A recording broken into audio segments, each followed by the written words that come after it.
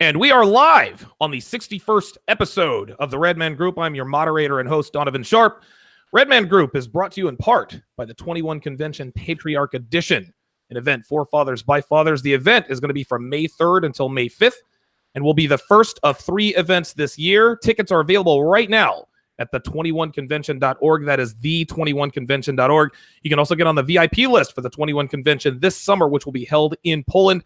Getting on the VIP list puts you first in line for early bird tickets, meaning you get a substantial discount if you buy early. Today, we're going to talk about one of the main reasons most men find the red pill by answering one of the most basic questions that people, men in particular, have been asking for the last half century, and that is, why aren't men getting laid? But before we get started here, let's go ahead and introduce our panel for today's episode. Our first panelist is Steve the Dean Williams. At The Man Mindset is where he can be found on Twitter. If you want to add him on Facebook, search Steve Williams. His website is themanmindset.com, where you will find dating videos, dating tips, merchandise, and of course, one-on-one coaching. Steve makes regular appearances on TSR Live, as well as the Redman Group and the Redman Group After Party, which he and I will be resuming next week. I think, Steve, are you still doing that weekly dating show every Tuesday evening, or have you moved that to a different time? No, I'm still doing it on Tuesdays. All day. We have several shows we do on Tuesday, but yeah, we hit it on Tuesdays. Excellent. Facebook Live is where you can find Steve on Tuesdays. Next is the founder of 4R Consulting, Ryan Stone. He is a former Married Red Pill moderator. At _Ryan_Stone is where he can be found on Twitter. You can also search the same thing to find him on Facebook and Instagram. Make sure you subscribe to his YouTube channel, where he does the Redman Group pregame show called Red Mornings with Carl Black Label Logic. RyanStone.com is where you can find his exclusive content and book one-on-one consultations. And if you want to support him even further, make sure you check out his Patreon page at _Ryan_Stone. Up next is the world-traveling Tinder slut slayer Carl Black Label Logic. Carl can be found on Twitter at Black Label Logic, as well as his website, blacklabellogic.com. The Godfather, Rollo Tomasi, is also in the house. He is the author of the revolutionary book series, The Rational Male. Follow him on Twitter at Rational Male. You can also catch him here on the Redman Group, on his YouTube channel, and on the Pat Campbell Show every Friday morning at 9:05 Eastern on Talk Radio 1170 in Tulsa. Last but not least is me, Donovan Sharp. You guys can find my content on donovansharp.com, YouTube, as well as Patreon. I'm going to be on the air Monday through Thursday afternoons. I was going to do it Monday through Friday. I've cut it to Monday through Thursday afternoons from 1 to 3 p.m. Eastern. You can also access my content through the Donovan Sharp mobile app, which you can download on donovansharp.com or on Patreon. That, of course, is Kevin Samuels. This dude always calls me while I'm on the air. I have no earthly clue how this guy does this. Gentlemen, it is good to have you on this morning. How have you guys been, man? Real good, real good. The new studio looks fantastic, man. I gotta say.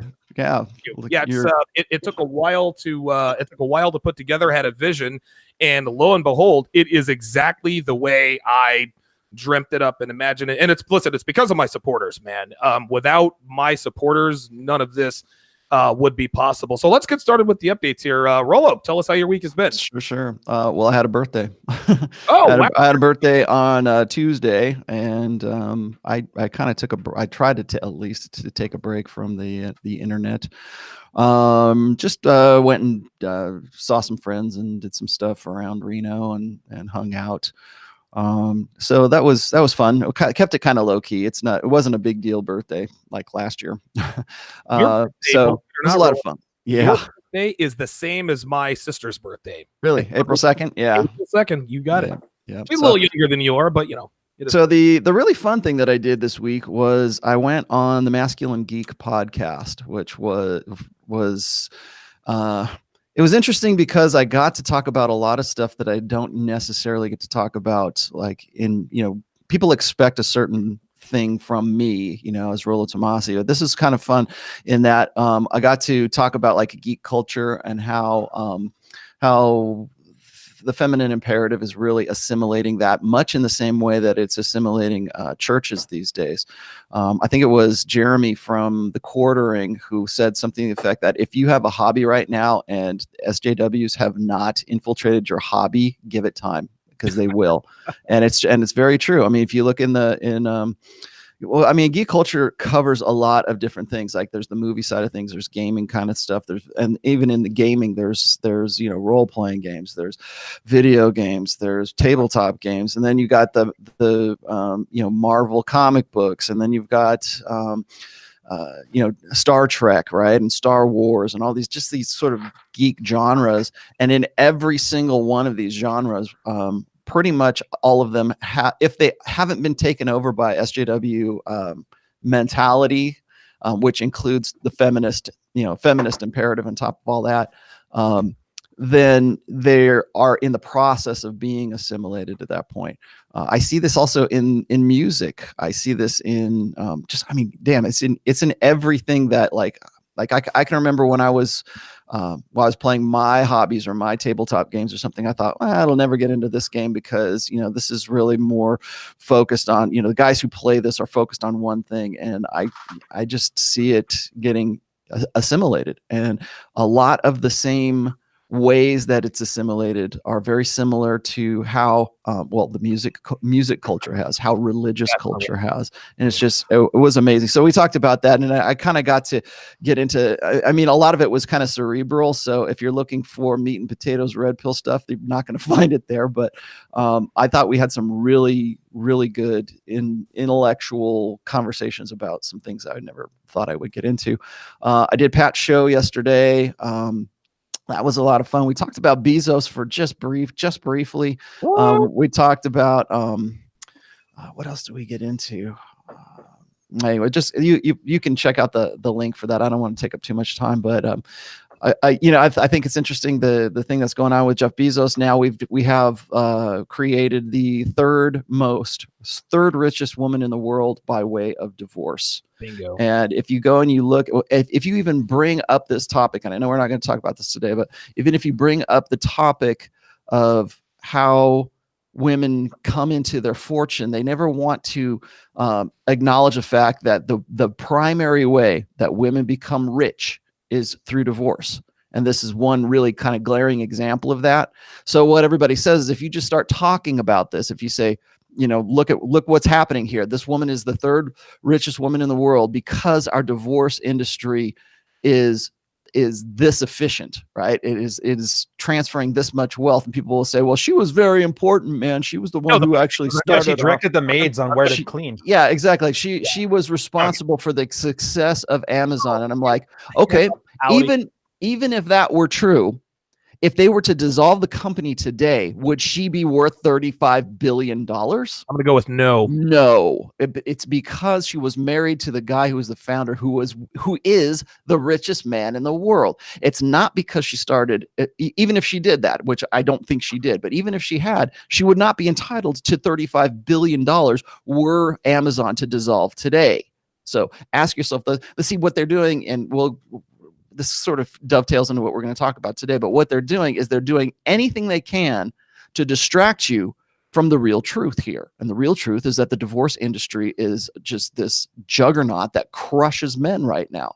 And that I don't want to get too deep into that, but I think that that's something that we need to talk about at some point, is that the distraction from the real topics are what kind of drive what I call the Fem-Stream Media, right? It's the femisphere. They don't want you to look over here at the real sauce. They want you to look over here at the fake sauce. Over here while I pull the rabbit out of the hat. So anyways, that's me today. Okay, good stuff. Steve, what you been up to, brother? Now, Steve, you and I have had a few conversations, over the past couple days or so.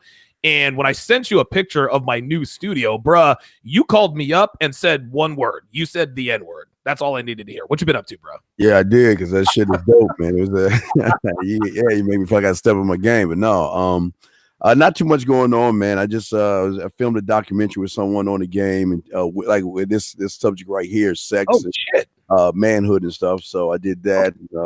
Also, I'm just working on a thing called Conversation Ground Zero. But other than that, man, nothing really special. Just same old same. Just grinding along, brother. So there's not too much going on here. Yeah, you got to send me a link to that documentary, because I definitely like to check that out.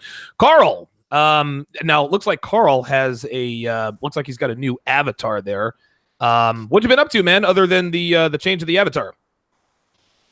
Oh, well, I've started producing content again for my websites. I put out a new essay this week. It's not as long as my usual stuff that deals with more the practical things and the top 1% versus the top 10%, because I think a lot of the guys, when we say get into like the top 10 to 20% of men, they start to think, okay, I need to know as much about intersexual dynamics as Rollo. I need to be ripped like AJ Cortez and have full-on Jesus hair, and I need to dress like Tanner.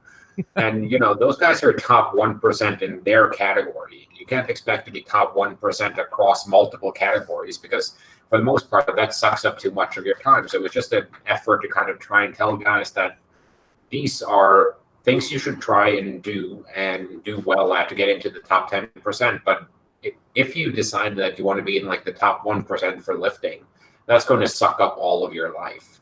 There you go. I also had some issues with some guys on Twitter being bundles of sticks as usual, but they just got up to their regular bundle of stickery. And other than that, as you've all seen from the statistic, that's the topic of today. I've been doing the Lord's work, banning girls 18 to 30 enough to make that statistical impact on the ratio, and it looks like I did a great job. So I might take the night off from Tinder after today. Good stuff, man. Just real quick to add to your point, if you want to be a top 10%, 5%, 1%, in one thing, you can't be like, there's not enough to spread it around. This is why professional athletes generally aren't Rhodes Scholars, right? And the analogy that I always like to use is there's no such thing as Tony Stark.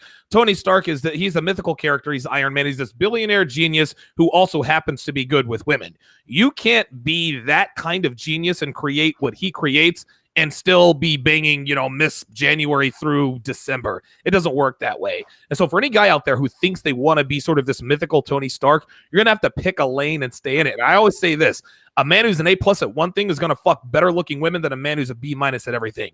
Don't try to be an A+ at everything.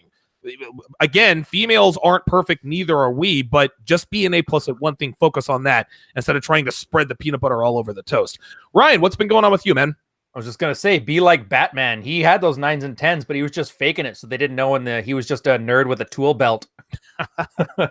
But yeah, so Carl has decided to grace us with At Least I'm Not Ryan shirts, his new brand of shirt. It's probably going to be coming up on a store pretty soon here. So I decided to bring the shirt that started Carl's vengeance off, my chemise bicyclette. On this, so a couple things that are new. One, a video that I put on this, 30% of men not getting laid. I approached it from the angle that, okay, we can sit here and no offense to Rollo, he's very good at laying out the map and the terrain here, but okay, so you know what it's like. The bottom 30% of men aren't getting anything. And if you're resonating with that message, chances are you're one of those 30%.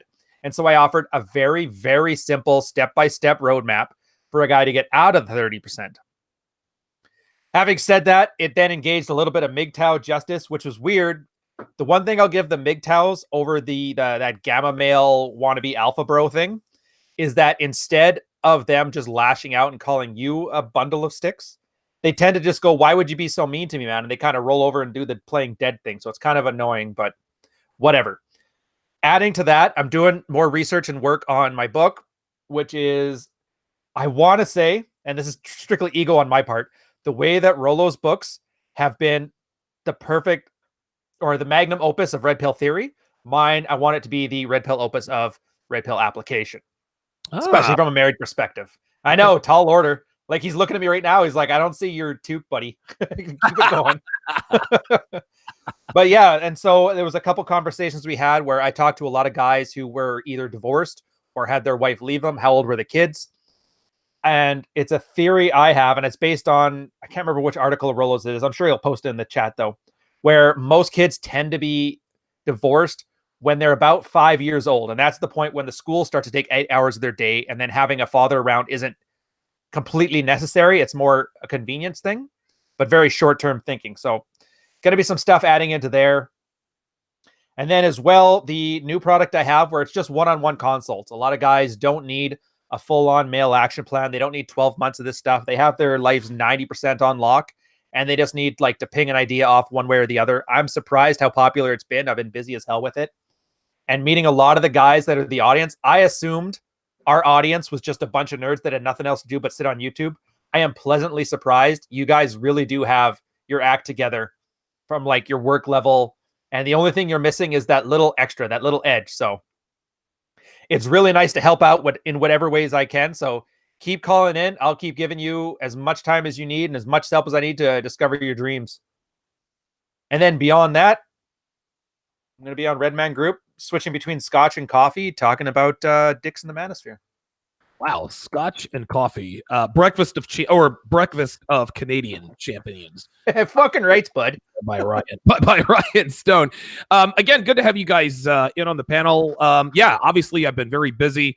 Haven't been anywhere near the internet for the most part over the last week and a half or so. Devin and I just moved into this, nice new apartment. It's really nice. Upgrade all that other stuff.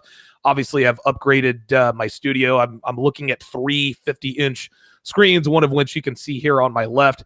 And of course, I'm going to be making a change to my show. Instead of being on at 5 and 5:30 Eastern Monday through Thursday, I'm going to be on Monday through Thursday from 1 to 3 p.m. Eastern Standard Time. That's going to be in the afternoons. I'm going to try to fill up 2 hours. Hopefully I can have Red Pill guests in, for 10, 15 minutes at a time, in and out. Again, we're going to try to make this like a radio show, radio podcast, et cetera, et cetera.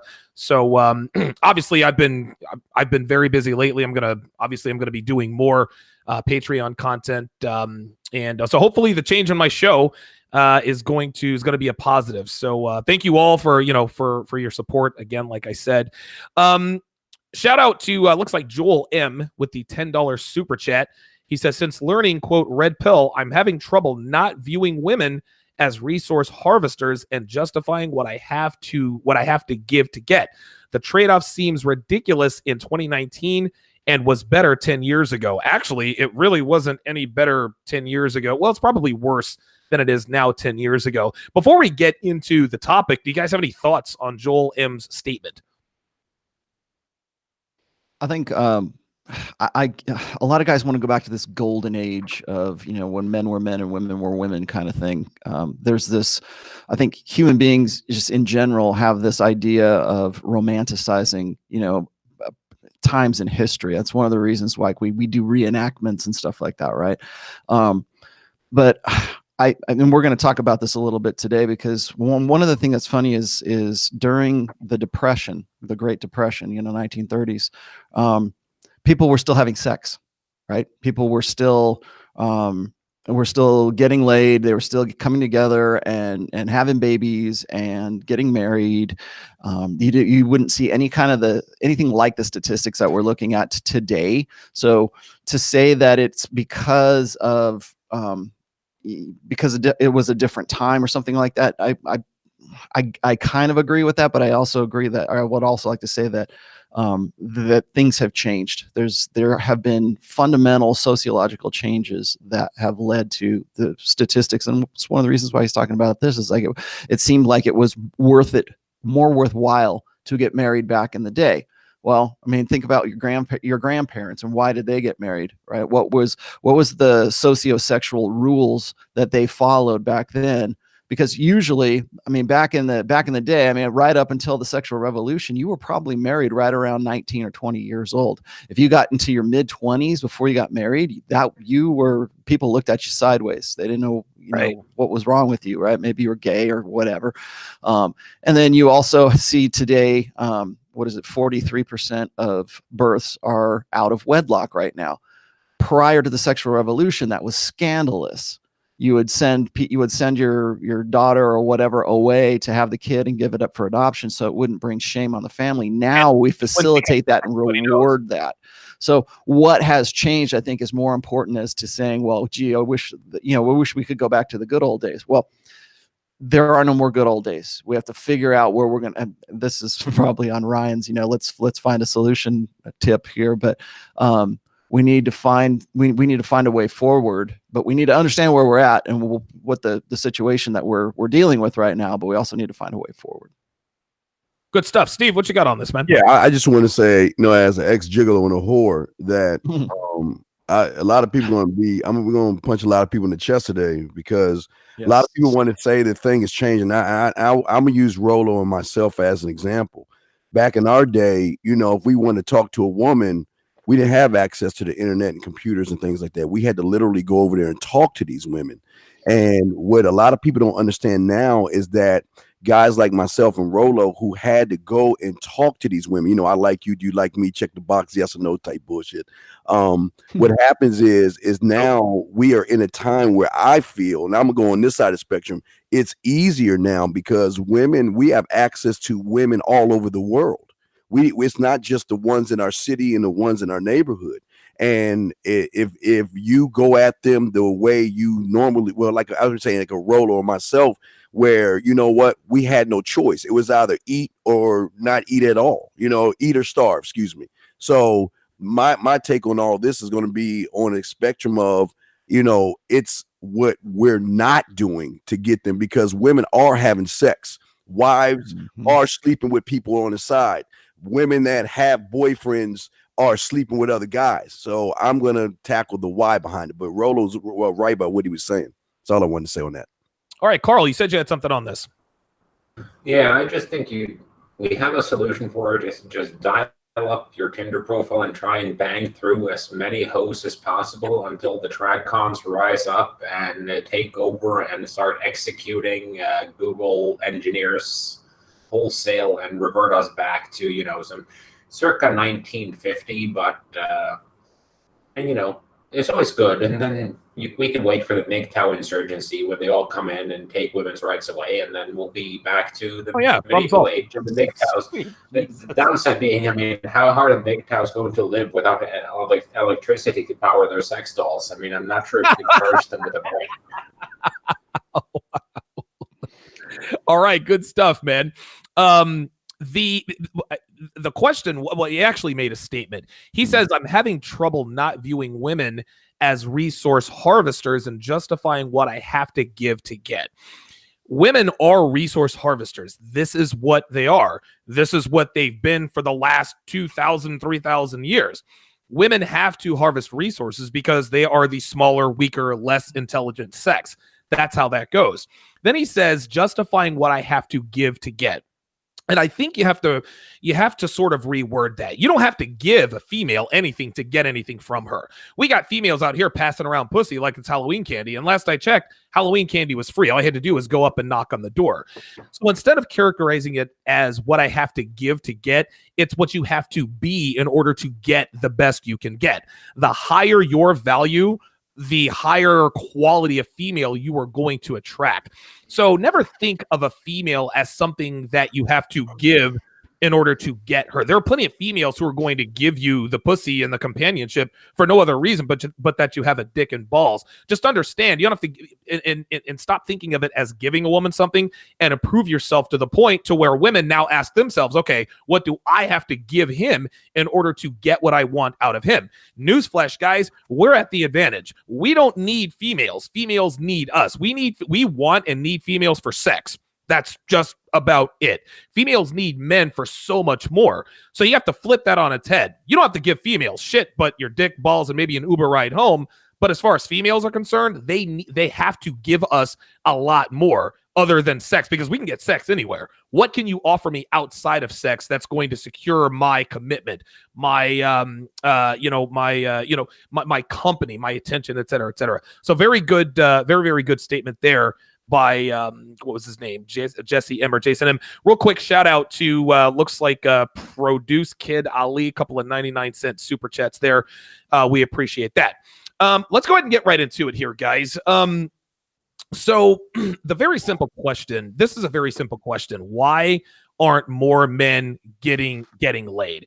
But as much as the question, as much as this question is why men can't be laid, as much as it's been asked, the answers would lead you to believe that it is a complicated discussion, and maybe it is. But as far as I'm concerned, it's not really as convoluted as people are making it out to be. The simple answer to this question is because of the lack of masculinity in men and the lack of femininity in females. But here's the asymmetry. Females don't have a problem sleeping around regardless of how much or how little femininity they show. So I'll start with you, Rollo. You've got some statistics on here in terms of the rates that men and women are getting laid. I'll give you the floor. Sure. I think we should probably, if we're going to have this discussion, we need to look at the stats here. This is from the General Source Survey, and I believe it was the Washington Post and some other sites have been throwing these numbers around here.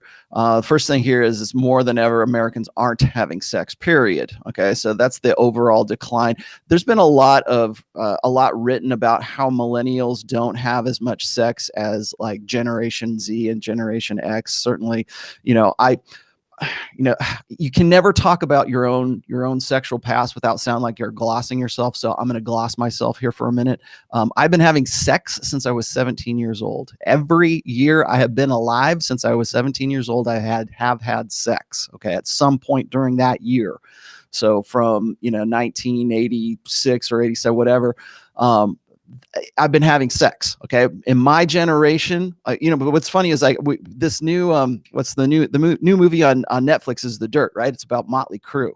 And I'm seeing all of these. Yeah. Really good movie. Raunchy as hell. Don't watch it with your children, if your underage children, but what was funny to me is I kept seeing all of these critiques by millennial girls who want to say, well, could Motley Crue make it in 2019? And the answer is no, because our sociosexual order would not tolerate that. It would never, like the guys in that, all the guys in Motley Crue would not be able to do what they did in any other era after that, because they would have been Me Too'd or simply they women. What's funny is that millennial girls today think that they wonder why women would put up with being groupies, right? And doing all the stuff that they did for Motley Crue. I mean, having sex and backstage, and they're passing around girlfriends.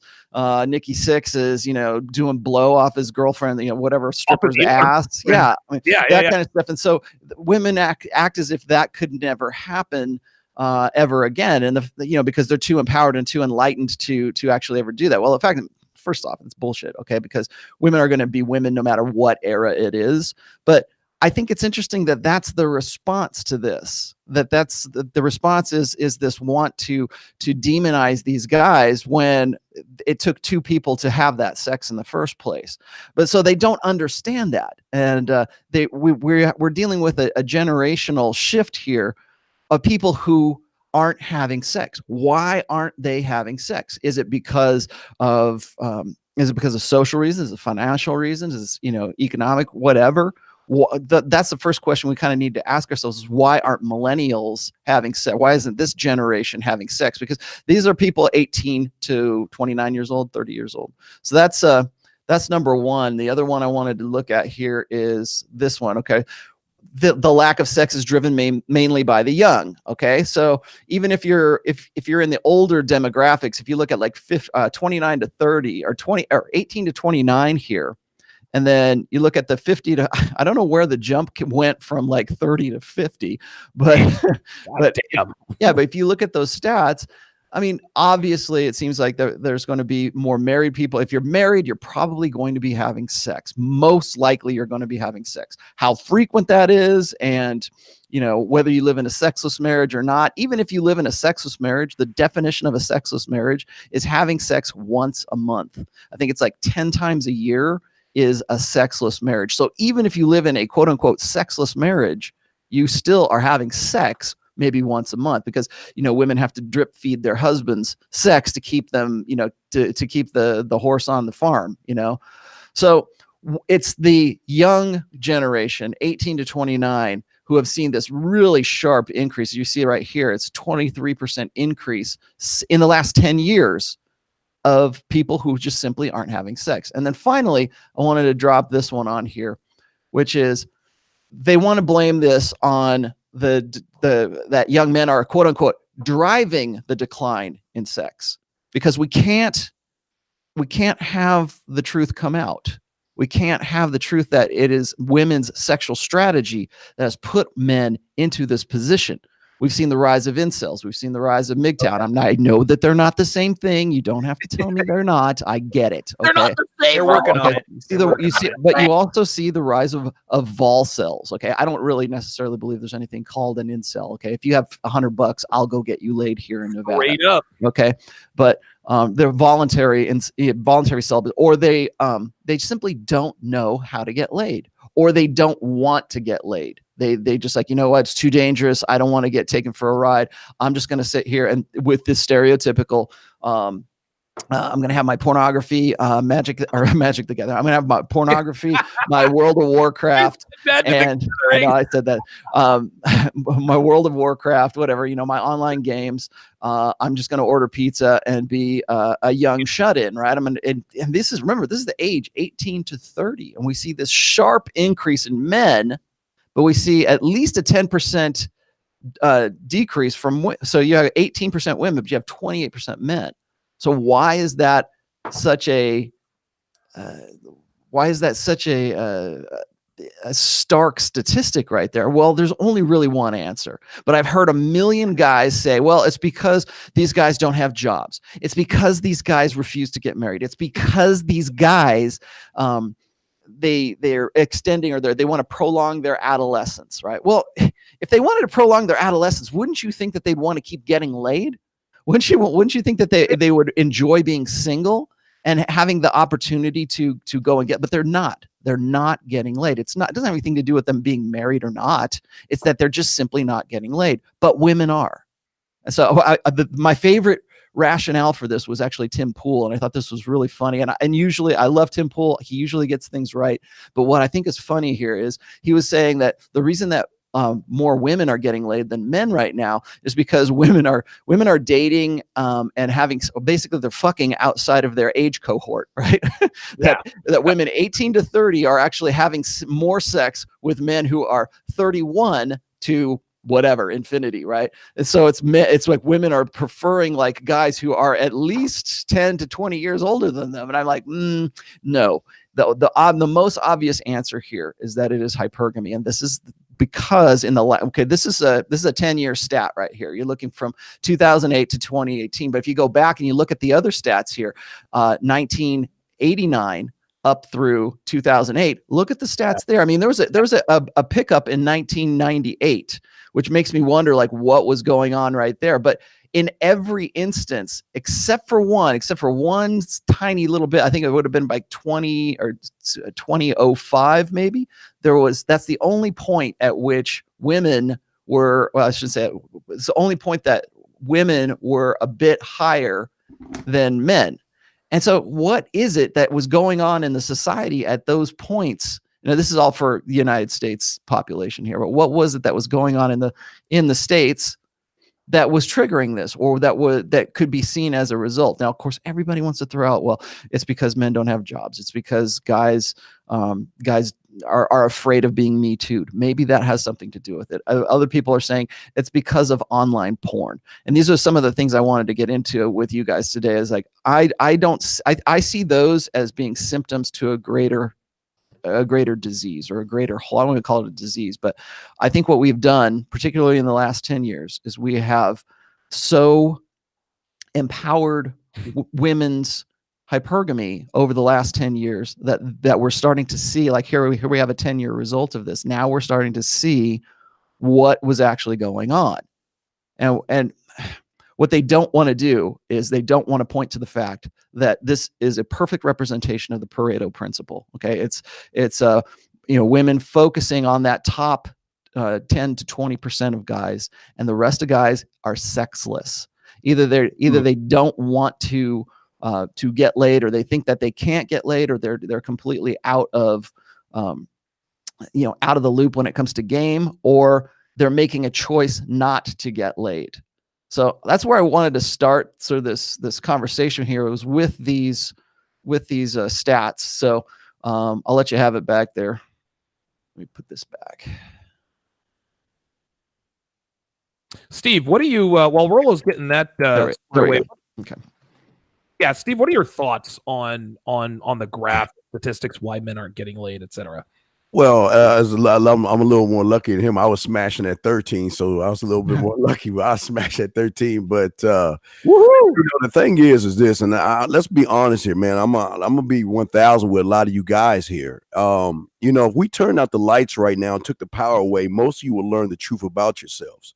And the thing is sex doesn't have to do with your job, your looks, your money, or your clothes, or any other excuses that you try to make instead of being honest with yourselves.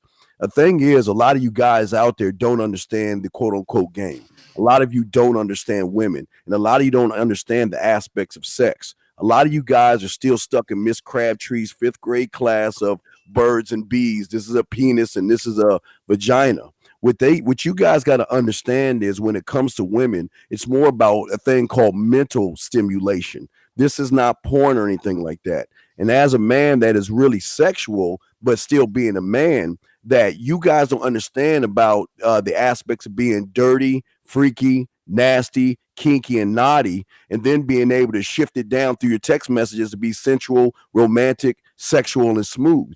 The thing that a lot of you guys have to understand is the way she sees you outside the bedroom, and get your crayons out and write this down. The way she sees you outside the bedroom is the same way she sees you in the bedroom, guys. And most of you guys always try to stand on what you can do and not who you are. A lot of you guys try to use these tricks, gimmicks, and all this other stuff. And you got to understand something. Women are going to make choices. Unfortunately, that's how it is. You know what? She's got options because everybody's trying to sleep with her. And a lot of you guys don't know how to be transparent, clear and concise, and impactful in everything you do. It's like you're playing cards with your hand facing the other direction, acting more needy and desperate. The reason guys like us get pussy is because we're not making it about pussy. Like Donovan said earlier, we're making it more about us. When I meet a woman, I'm not trying to fuck her because I already know I'm going to get the pussy. So why do I need to do something I know I'm already going to get? Exactly. And the last thing I want to say is I always try to tell guys, you got to break women down into like music, because a lot of guys think they're just one thing. And what I always try to tell guys, you got classical kind of women, you got you got jazz, country, Latin, pop, hardcore kind of women, R&B. You got different kind of women, so you have to learn how to adjust. And I'm not saying that. Listen, they don't have they want you to think that women have the high road. They don't have the high ground. They don't have the high ground. We have the high ground, like Donovan said. When you make it about what you're doing for me instead of what I need to do it for you, it changes the whole dynamics of sex. But a lot of these young guys don't know that because a lot of these young guys haven't been taught about the aspects of sex. That's all I want to say on that, man. Some quick shout outs here before we get to Ryan on this. Ultra Gamer Turbo Alpha. Nice. $5. He's a long time follower of mine. I usually just call him Ultra. Says, sadly, I think more Elliot Rodger type shit will happen in this modern age, despite the truths that all of these wonderful men speak. Love you guys. Freelance Ronald with the $5 super chat says, drop it into the tip jar. Take your red pills daily. Overdose when necessary. Produced by Kid Ali, says he's been disabled for years. How can I SHV or DHV and get laid? He's got a brain show higher value. Yeah. Oh, okay. Very good. Show higher value and get laid. He also expressed that he is in a power chair and he's got brain injury. Unfortunately, that's impossible. You're probably going to have to go through the route of prostitution if it's legal in your state or country. Krillin 876, like the Dragon Ball reference there, $2. He says it's because of the 80-20 rule. Women have more choices. Cam himself with the $1 super chat. Ryan, what are your thoughts on this? It's crazy. The second scotch just kicked in, so I'm going to drop some wisdom on here. I'm going to take a bit of a Carl approach with some statistics and economics and other nerd stuff. So Tim Pool was right. He blames older men because generally older men slept with younger women, but it's not that it's older men. It's that it's higher SMV men. It's a Pareto principle. It's the top 20%. And in this case, it could be a 25-year-old, 6'2" athletic dude who loves having girls on the weekends. It could also be that 32-year-old guy who's divorced, who just happens to look great and has his act together. And here's the thing. Before this generation, there was an exponentially expanding population. So there was always enough younger girls to go around. So the older guys would have theirs fill, and then there'd be plenty of enough for younger guys who wanted to settle down. The problem is we're kind of plateauing as far as a population goes. So that's taken these things that were otherwise stable-ish, and they're putting a downward pressure on the sexual marketplace. It's exactly the same as with anything else. So, for example, you get the caveman guy. He only had to compete with the 150 people in their little monkey tribe. You take the 1950s guy. He had an expanded one. He had to compete with his church and his community and maybe his city. You take the guy post-2000 or post-internet. He's essentially competing with a larger economic zone. And what this has done is it's made it it's a buyer's market or seller's market. Which is the one that works out well for women? The buyer's market? Buyer's market. The buyer's market, yes. Because girls, you take that together. Girls cluster around the mean. Most girls are 4s, 5s, and 6s. Fine. So most girls have a very solid, stable product. Guys are all over the map. And then the problem is, as these larger pools of women have larger access to pools of men, they're going to start aiming higher. And granted, guys having sex, I mean, every guy can have 7 girls a week if he wanted to. And so that puts a lot more pressure on those 6 guys that would have otherwise paired up with them because the girls didn't have the access to do. That's fine. You can, and the point I wanted to make here, 2 points. One, the guys are mistaking, and I think Carl got me onto this, which is amazing. They're mistaking the top 20% guy with the top 1% guy. So these women, they all have to compete for the top 20%. But if you've looked, the top 20% is not an unattainable goal. You look at the top 50%, it's like a 40-inch waistline in the States, 200 pounds, wearing cargo shorts and flip-flops. Like, if you can beat that, you're at 51%, and that's a stone skip away to the top 20%.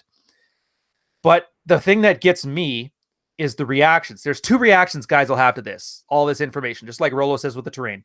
They're either going to use it as a vindication. You see, this is why the world is against me. Nothing's my fault because there's nothing I can do. And they have it as this validation of their impotence. And I think that's a horrible attitude to have. I coin it second wave MGTOW. Woo! Because I know there's some MGTOWs that have been burned and they're like, you know what? I'm just done with it. But then there's the other ones who never even got up there and they're saying, oh, the juice isn't worth the squeeze. I'm like, what juice do you have that they're going to even worry about trying to, like, they want half their stuff protected, but they don't have a penny or 2 pennies to rub together or a pot to piss in or a window to throw it out of. I know. Have you ever tasted the juice in the first place? No. Yeah, exactly. Yeah. The juice like is guys like Bezos and who's that Prince, whatever you guys, I can't believe you Americans know more about him than me. Harry, these guys get to worry about losing half their stuff in a divorce. You with your job at Best Buy, you don't. So I already know right there, that's a post hoc rationalization for something else. And the best I could say is it's a fear of failure. As long as you say, see, the sexual marketplace is like this, and I don't have a chance because old guys in chat are stealing all the women. As long as you say that, you infer that I could have been successful if it wasn't for all these obstacles put in my way. And then you get to keep that mental model of you being a very smart person. Carl did a wonderful thing. He did a very intelligent thing. He quoted me when I said this. How smart guys, they don't try. Because if something doesn't immediately come to them, they would rather protect their image of being a smart guy than actually learn something and become a smart guy. And you take that same mentality, apply it sexually. I would have had all these 9s and 10s, but Chad and Chad's dad are taking all my women. As opposed to the proper mentality you should take on this one, where it's a buyer's market right now. You've really got to step up your game. Luckily for you, that bottom 30% that aren't getting laid, I guarantee you look at them, 99 out of 100 of those guys, you can tell why they're in that bottom 30%. And if you get out of that 30%, the odds increase exponentially that you're not going to be sitting on a forum complaining about how women only like Chad and don't like you. And you can complain that that's too much effort or juice is not worth the squeeze. But you know what? What else are you going to do with your time? There's only so much Xbox to play in a day. At least get to the point where you can turn a girl down. At that point, you can start taking your MGTOW second wave belief seriously. Okay, I've got a new edict here before we get to Carl. If you believe that Ryan should be drinking scotch during Redman Group, type in the number 1. Ryan plus scotch equals wisdom, number 1. Carl, let's come to you, man. What are your thoughts on this? Well, I think Ryan covered a lot of what I was going to cover with statistics. So thank you, Ryan, for taking on the nerd role for once. I guess next week I'll wear a horrible shirt. One of the things I wanted to get into, which Ryan touched on, is that what you have to keep in mind is before you also used to have like a smaller tribe. Like you had the 30 guys in the tribe, you had the city, maybe 2 towns over in the 50s. Now you have a larger zone, plus you have Tinder that makes it a lot easier for girls to sort through the bottom 80% and just go for the top 10, because it's built to just show girls the top 10 to 20% of guys, the guys who are the most popular. And once you know that, you can just compete with it and you can just work with it. And I think that's what a lot of guys don't want to do. They want to go back to a time when the burden of performance was lower, where they feel like, well, if I'd been born in 1950, I would have had a high school sweetheart, I would have married her, would have been happily ever after, and she would not have done blow and fuck the mailman in the 60s. And I think that's also another aspect of it, is that everything has become a lot more visual to us. It's becoming very obvious, thanks to things like Instagram, that girls are just going for the top guys, and it's becoming very obvious to the game is being sent in high def 24/7 to the guys who are not being good at playing it. So before, you used to be able to rationalize your failure by thinking, well, no one else is getting laid either. Now you're saying, well, you know, the girl I've been beta gaming for 4 years just put out a video on her Instagram of her getting a train run on her by the football team. Or here is the girl I've been buying shit for. She's now in Dubai getting shit on by a sheik or something.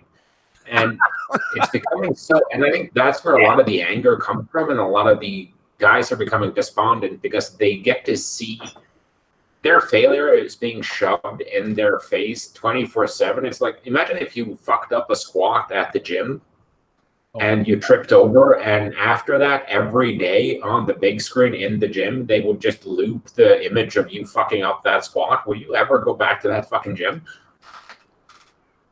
Well, I mean, I would. I mean, until I got it right, I guess. Be like, fuck you, fuck all you guys. So it's in their face. But I think what a lot of these guys are doing is they're pulling a Cartman. They're pulling a screw you guys. I'm taking my ball and I'm going home, instead of actually trying to compete. And I think that's perhaps the biggest renouncil of their man card ever, because men do not quit. We keep going until we get it right, or we die in the process. So it's just saying that I'm just going to stay here until someone else fixes everything for me. That's women shit. Women do that. Women sit there and cry and wait for someone to come and fix shit for them. Men go there and fix shit. Good shit, man. Shout out to Rodrigo Castillo with the $5 super chat here. And Eyeball, I see you're €5. Ronaldinho McDonaldinho with your 3 British pounds. Nice. You like that? Yeah, I'm a big soccer fan. That's interesting. Ronaldinho McDonaldinho. Interesting. I guess that's Brazilian superstar McDonald. Anyway, Ronald McDonald. He says, talk about the things he does for his wife to bring out the more crazy in the bedroom. Have to fuck her mind before you lay it. Steve, you had thoughts on this. Yes, I do. I just want to say one thing Ryan was saying was absolutely spot on. There is a fear of failure, but there's also a fear of success. But I guess we'll hit that. Also, what I wanted to say as far as the mindset and stimulating a woman, this is what I'm talking about. A lot of guys don't know the game of sex. One thing that I love to do when I was a whore and a gigolo, even when I had a relationship, is I use Easter as an example to take things to another level. A lot of guys on Easter, they're just going to either go to church and hang out with their girl and they're just going to be done with. What I want to do is I want to get calls next year on the day after Easter from women who are thinking about me. So how am I going to do that? I'm going to go to Walmart. I'm going to go get a basket. I'm going to go get that green fuzzy shit. And I'm going to go get a bunch of hollow eggs. And what I'm going to do is I'm going to type up a bunch of sexual things that I can do to her and a bunch of sexual things she can do to me. I'm going to put those in those Easter eggs and I'm going to put them all over the house. When she comes home, I'm going to give her a basket and I'm going to have her go Easter egg hunting because I want to create a sexual memory. When she opens up those eggs, she reads those sexual things. That's how you make that connection. That's how she sells you to other women. And that's why you'll be getting calls from other women next year, even if you break up with her, because you know the regular guy won't do that extra step to show, you got game, man. So that's how you do it. Oh, rock solid game. And by the way, Easter is on April 21st. That is 2 weeks from Sunday. So guys, take note, Easter Sunday, April 21st, 2 weeks from Sunday. Rock solid game there. Shout out to Phil with the $9.99 super chat. He says, a few of us on Twitter had a theory this week that women are bringing less to the table. Guys have a little incentive to put down the Xbox other than a shot with the land whale. Rollo, you had some thoughts on this? Yeah, I was just gonna say this is, I get it. I honestly get why guys will say, well, why am I going to bend over backwards for a land whale? Why what's my incentive as a guy to build myself up as a man, to increase my, my status, to increase my wealth, to increase my looks, to increase all of the things that will make me the best version? What's my motivation for that? Now, if your motivation for that is just chicks, then yeah, I can totally see why you wouldn't want to do that, because the girls that you would be going after, or the girls that would like be accepting of you, are not people that you will want to get with in the first place. I understand that. With respect to women's egos being overblown in the age of social media, we've talked about that a million other times too. So yes, our women's expectations are their self-awareness of their own sexual market value is completely overinflated right now. So you've got a girl who's a 6 who thinks she's a 9. Right. And so as a 9, she deserves nothing but guys who are either 9s or 10s. And she herself is a 6. She can't understand why she's lonely. Well, because they don't have a realistic understanding of themselves, but primarily it's because they have been brought up to think men ain't shit, right? To think that men, they are entitled to a guy who is at least 1 point above them in sexual market value, who has his shit together, who's going to also be the perfect boyfriend, who's not only is he going to be able to kick ass and take names, but he's also going to put a ring on your finger, and he's also going to be this nice, perfect romantic. And they think that's going to be Mr. Perfect, right? And that guy is what every girl deserves, what every girl should have, right? And then they find out that men ain't shit, right? Because they don't want to deal with that. Because what we're talking about in the beginning here is women don't understand the concept of value added. Right. They commodify themselves as sexual commodities. They get upset when they say, when a guy looks at them and they say, "Oh, you're just looking at me as a sexual object. You're just objectifying me sexually." You're damn right I am, because you don't do anything beyond the sexual for me to think of you in any other context. Exactly. So if it's like all I hear is this fempowerment narrative. It's like, I'm going to go be the first woman to walk in space. Right. I'm going to be the first woman to drive in NASCAR. I'm going to be, they don't care about the actual act of it. Oh, no, they just want to be the first woman to do that. Well, great. That's fine. Go ahead and do whatever the hell you want to do. But just don't expect me to see you as anything other than a sex object, because you don't bring anything of value back to the table beyond whatever your sexuality is. So if you treat yourself as just a sexual object and you don't make yourself valuable to men in the long term, how do you expect men to see you as anything other than that? So and of course, this is a generational thing. We teach feminism has taught young girls since they were old enough to understand a Disney animated movie, that you never do anything for a man's pleasure. You never do anything specifically for that guy to make that guy like you, to be more I don't say accommodated, but to be more attractive to that guy. You never do anything like we have. If you go and you look at half of the manosphere, it's how can men be the best versions of themselves? How can we improve ourselves? Whether that's entrepreneurship, whether that's game, whether that's red pill, whatever it is, guys are always interested in being better versions of themselves, right? Because we understand, I think, even the guys who reject this wholeheartedly, I think every man in his hindbrain understands the burden of performance. Men must become, women just are. So when guys are wanting to be better versions of, one of the reasons I say that guys end up in their sexual market value peak in their 30s is because it takes a long time to get to that point, because we're involved with things. We're idealists. We're idealists. We want to see what is possible. Men are more interested in things. Women are more interested in people. That's just the facts of life, gender differences. Okay. You want to say, well, we're just the same. No, we're not just the same. So when you have all these guys who are dedicated to making the best versions of themselves, and even the guys who are we think of as dropouts or the Lost Boys generation, they're still looking for direction. The Lost Boys generation is still looking for a Jordan Peterson. They're still looking for a Rollo Tomasi. They're still looking for a Tony Robbins. They're still looking for that because they want some kind of direction. They want to do something with their lives. They're still men, but they just don't know what to do with themselves. So they start looking for stuff. That's men's innate burden of performance. We want to be better tomorrow than we were today. And whatever that means, even if that means like being better at Fortnite, okay, you still want to be better than you were yesterday. Well, the thing is, women don't think of it in those terms. There are no groups of women who are saying, we're going to all be better women tomorrow.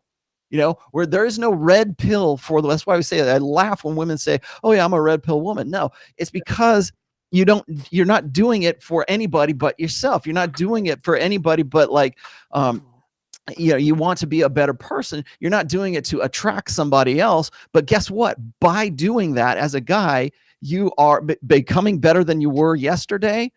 As a byproduct of that, you become more attractive to women. Right. Well, for women don't care about that. They, like we always say before, women, they don't care about the struggle. They don't care what you had to do to become successful. They wait at the finish line and they fuck the winners. That's what they do.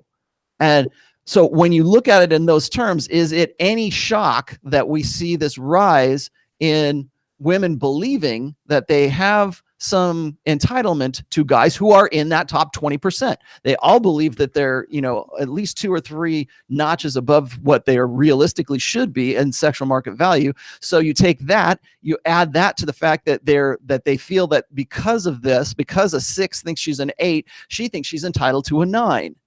And so what is it any shock that in the last 10 years, with the rise of social media, with the rise of, and I'm not going to say that these excuses or these, reasons aren't valid. I just see them as symptoms of a greater problem. Like, for instance, guys, every critique of these numbers I've seen just this far has been like, okay, well, it's because of Tinder. It's because of online porn. It's because of MGTOW. MGTOW think that this is proof, proof positive of everything we've been saying. And then to an extent, yeah, they're right. But it's not because all these men are going MGTOW. It's because guys don't want to put their asses out there on the line. First of all, they don't know how to game. And then when they do, even if they did know how to game, they see it as being a risk or a danger. So there is that. Then there's the guys who are like Ben Shapiro. Ben Shapiro is like, if men would just man up and accept their responsibilities, then they'd be married, because when you get married, then you get laid, right? Well, how do you argue with that rationale right there? Well, I can say, well, I can show you the sexlessness statistics, statistics of sexless marriages, and show you that, yeah, statistically, you're going to get laid more married than you were if you're one of these guys in this 18 to 29-year-old cohort who ain't getting laid at all. Get laid once a month or get laid none times a month. Yes, you're going to see that. But is that really a great option? Is that really something that you want to, do you want to bet all of this, like what Ryan was saying, do you want to bet everything that you have on that?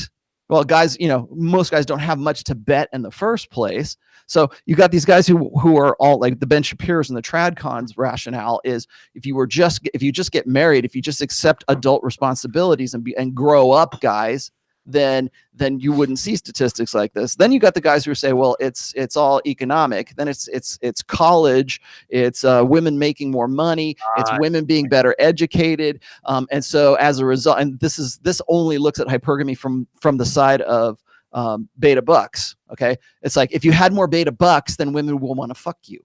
No, we've said this a million times. It's like, you don't have to be a rich dude. right? You don't have to be a rich dude to have game. You don't have to be a rich dude to be good looking. You don't have to be a rich dude to get laid. Like I've said this a million times, the most sex I've ever had in my life was when I was at my poorest. So what does that say about your theory? It erases that theory, but we want to say that because we don't want to get to the real reason here is that women are hypergamous, and it is alpha fucks and beta bucks. And because beta bucks has been taken care of for women for the last, ever since the late 70s, because we have systematically and institutionally made all of that, all the things that would make a man from the beta buck side of hypergamy attractive as a mate, all that's erased. What is left? What's left is the alpha fuck side. So what are they doing? They're focusing on that top 20%. And then you add to that women are also have an overblown sense of self right now, and an overblown sense of their own sexual market value. Now you add that to it, so they don't need no man for anything. I was writing about this before. It was I had a great quote from a guy on my blog, and he said, "Women hate betas, and they hate betas so much that they will work soul-destroying jobs to avoid having to have sex with the beta and bear his faulty beta genes and cast his genes into the next have his beta kids." And now women are afforded to do that. Being a single mother, the stigma is gone. There's so many special dispensations for women, whether that's government, whether that's direct or indirect resource transfer from men. Women got it. What's left? They don't. We were just talking about this. Women don't want to make themselves into. They don't want to add value to themselves. They don't think that it's their responsibility to be adding anything more than just looking hot and looking sexy for guys. And so now we're going to add that on there. Well, we're adding that there, and all she's doing is focusing on the top 20%. She doesn't have to worry about value added. She doesn't have to worry about long-term security in the sense of beta bucks or long-term provisioning. She doesn't have to. What's left? The only thing that's left is to look for the top 20% of guys. It's to, and this is a Pook quote. This is not a Rollo Tomasi quote, but women would rather share a successful alpha than to be saddled with a faithful beta. Pook wrote that back in like 2001, 2002, right? Here we are in 2018, 100% right. Why? Because we saw the writing on the wall, because women are hypergamous. And the guys give me so much shit about this. Like, all you ever talk about is hypergamy. Well, guess what? Look what it's affecting right now. Look at everything that we're dealing with the stats right now, the social situation, the political situation. Everything we're talking about boils back down to women's unfettered hypergamy and how they're going to affect that once we give them complete unilateral power over it. Do you know what's crazy about that, Rollo? I was just thinking about that. A guy who was born when Pook made that quote is now old enough to have his own waifu pillow complaining about women. Mm-hmm. How bad? That's crazy, man. Ryan, what were your thoughts on this? You said you had something. Well, that's the thing. It's not so much disagreeing with Rollo. I'm going to add a little bit of nuance to this one. First off, fatties aren't overinflated with their self-esteem or their sexual market value. But they do try harder. They do try harder. But here's the thing. Each one of those girls that are like a 4, a frumpy type, they will still get, if Chad has a dry spell, the 8 out of 10 guy has a dry spell, he will call her up and he will fill her ego. And there's a very powerful driver in human behavior. It's intermittent rewards. And if you reward somebody 25% of the time that they try for something, they will be more hooked than if you gave it to them 100% of the time. So what I mean here is that 4 out of 10 frumpy single mom probably doesn't get every attractive guy she thinks she deserves, but she gets some of them. And so right there, it's not even overinflated. It's an adequate response. Like, it's a very rational response to the world of supply and demand. Now, you can argue about it. That's not fair. Yeah, nobody cares what's fair. The universe wasn't designed to help you that way. Do you want to know, for these guys that want life to be fair to the point where they had, if not leverage in the sexual marketplace, at least equity? Do you want to know what you have to go back to get there? You have to go back to a world war that kills off 30% of your competition in the sexual marketplace in order to get to that point. Now, I don't see a lot of these guys joining a militia. So clearly you don't want things to be fair. Not enough. So if you're not committed to it and you're not willing to accept things the way they are, all you're doing is wallowing away. And at that point, you might as well go suck on a tailpipe for a couple hours and then just let life take course. I feel good that it's not suggesting they do things because that would require action. So I know they're not going to do it anyway. But yeah, so if you're not willing to march up against the Germans and clear out a lot of your competition, then you really don't care if the market is fair or not, because you would rather have your life of ignoble ease. And that's fine. But then get with the program and start doing the competition. Do the bush leagues if you have to. Couple guys that I know that were divorced, zeroed out, they're talking about field reports, and they had to slog through 2s, 3s, and 4s until they finally had enough abundance that they could start getting the 6s and 7s again, because their mindset just wasn't there. Now that's the thing too, all these guys. Do you think that this sexual marketplace is skewed? Well, do you not have the skills to get that 8 that you think you deserve? Well, that's fine. Are you willing to go through those 3s and 4s to get there? If not, then you really don't want it bad enough, and you should really stop complaining and just accept your lot in life with your waifu pillow. It's this weird... Oh, yeah, go ahead, Carl. No, I didn't mean to cut you off, but it seems like you're giving the guys a final solution here, so... Well, that's what... Yeah, I don't think they'll take action. They can barely take action in general, other than the 1 out of a million guys who takes this and has those perfect storm of psychological problems too. But I mean, that's going to be a byproduct of this, regardless of what I say on this. It's just an after effect. But then to end it off here, it's that beta mindset of, why do I have to do all these things to do the dancing monkey and impress the girl? Well, all you're doing is those same beta provider traits, but you're just mad now because you have to do more of them. But you don't. You really don't. You're not paying for women. You're making yourself, and Rollo touched on this earlier when he said, so she can earn her own money. She doesn't need no man. The government will have a great safety net for her. What does she need you for? And she doesn't need a guy who can pay the bills. He doesn't need a guy with integrity. Do you know what she needs? She needs a guy who's that luxury purse. She needs a guy who she can brag about to her friends over brunch. Like, you see that guy? That's my guy. That's what they want. And the beauty of that is you're not doing it for her. You're becoming that prize because that girl will brag about being with you. But then the other girls that are prettier than her will go, she gets him? I could steal that guy from her.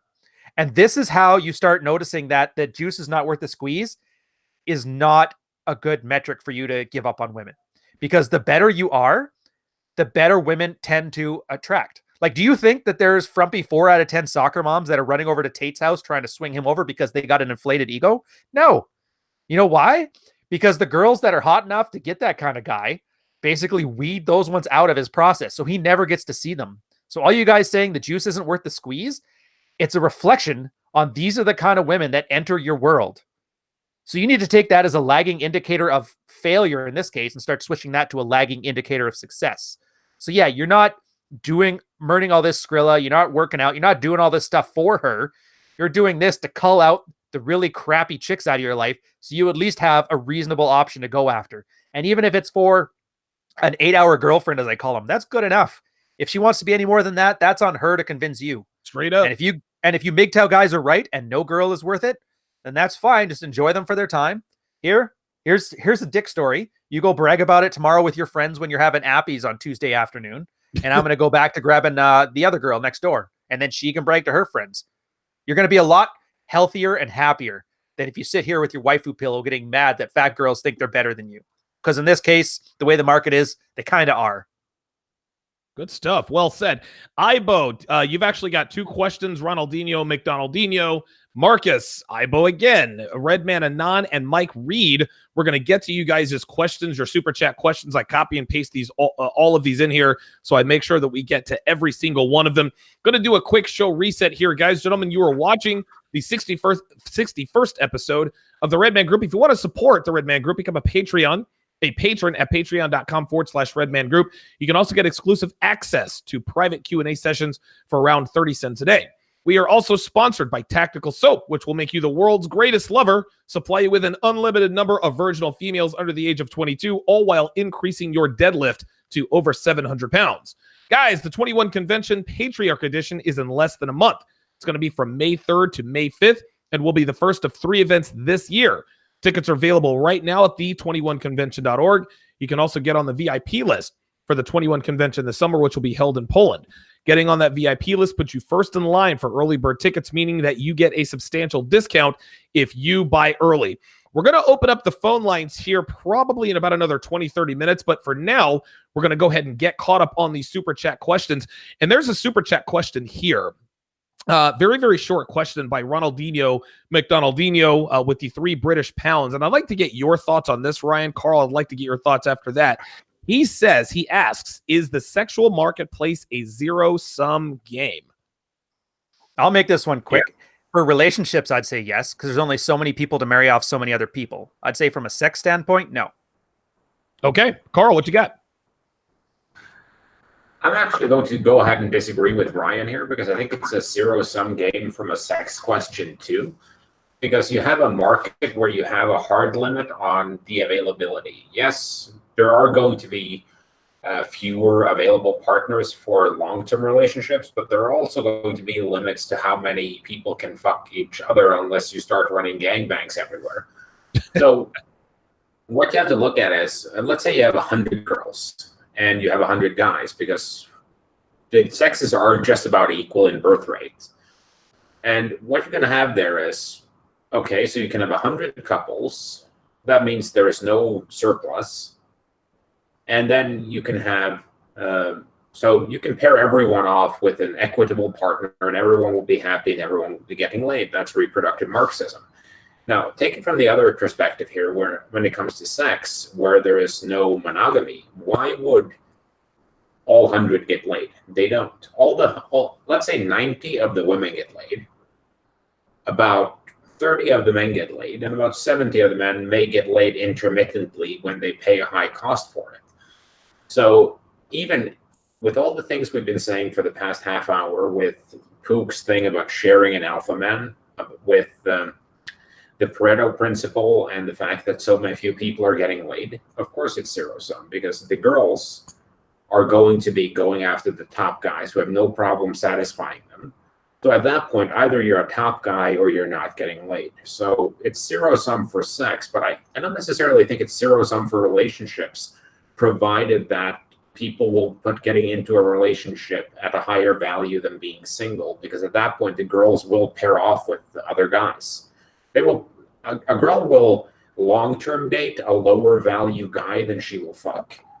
Guys are opposite. Guys will LTR a lower value woman than they would have as a player.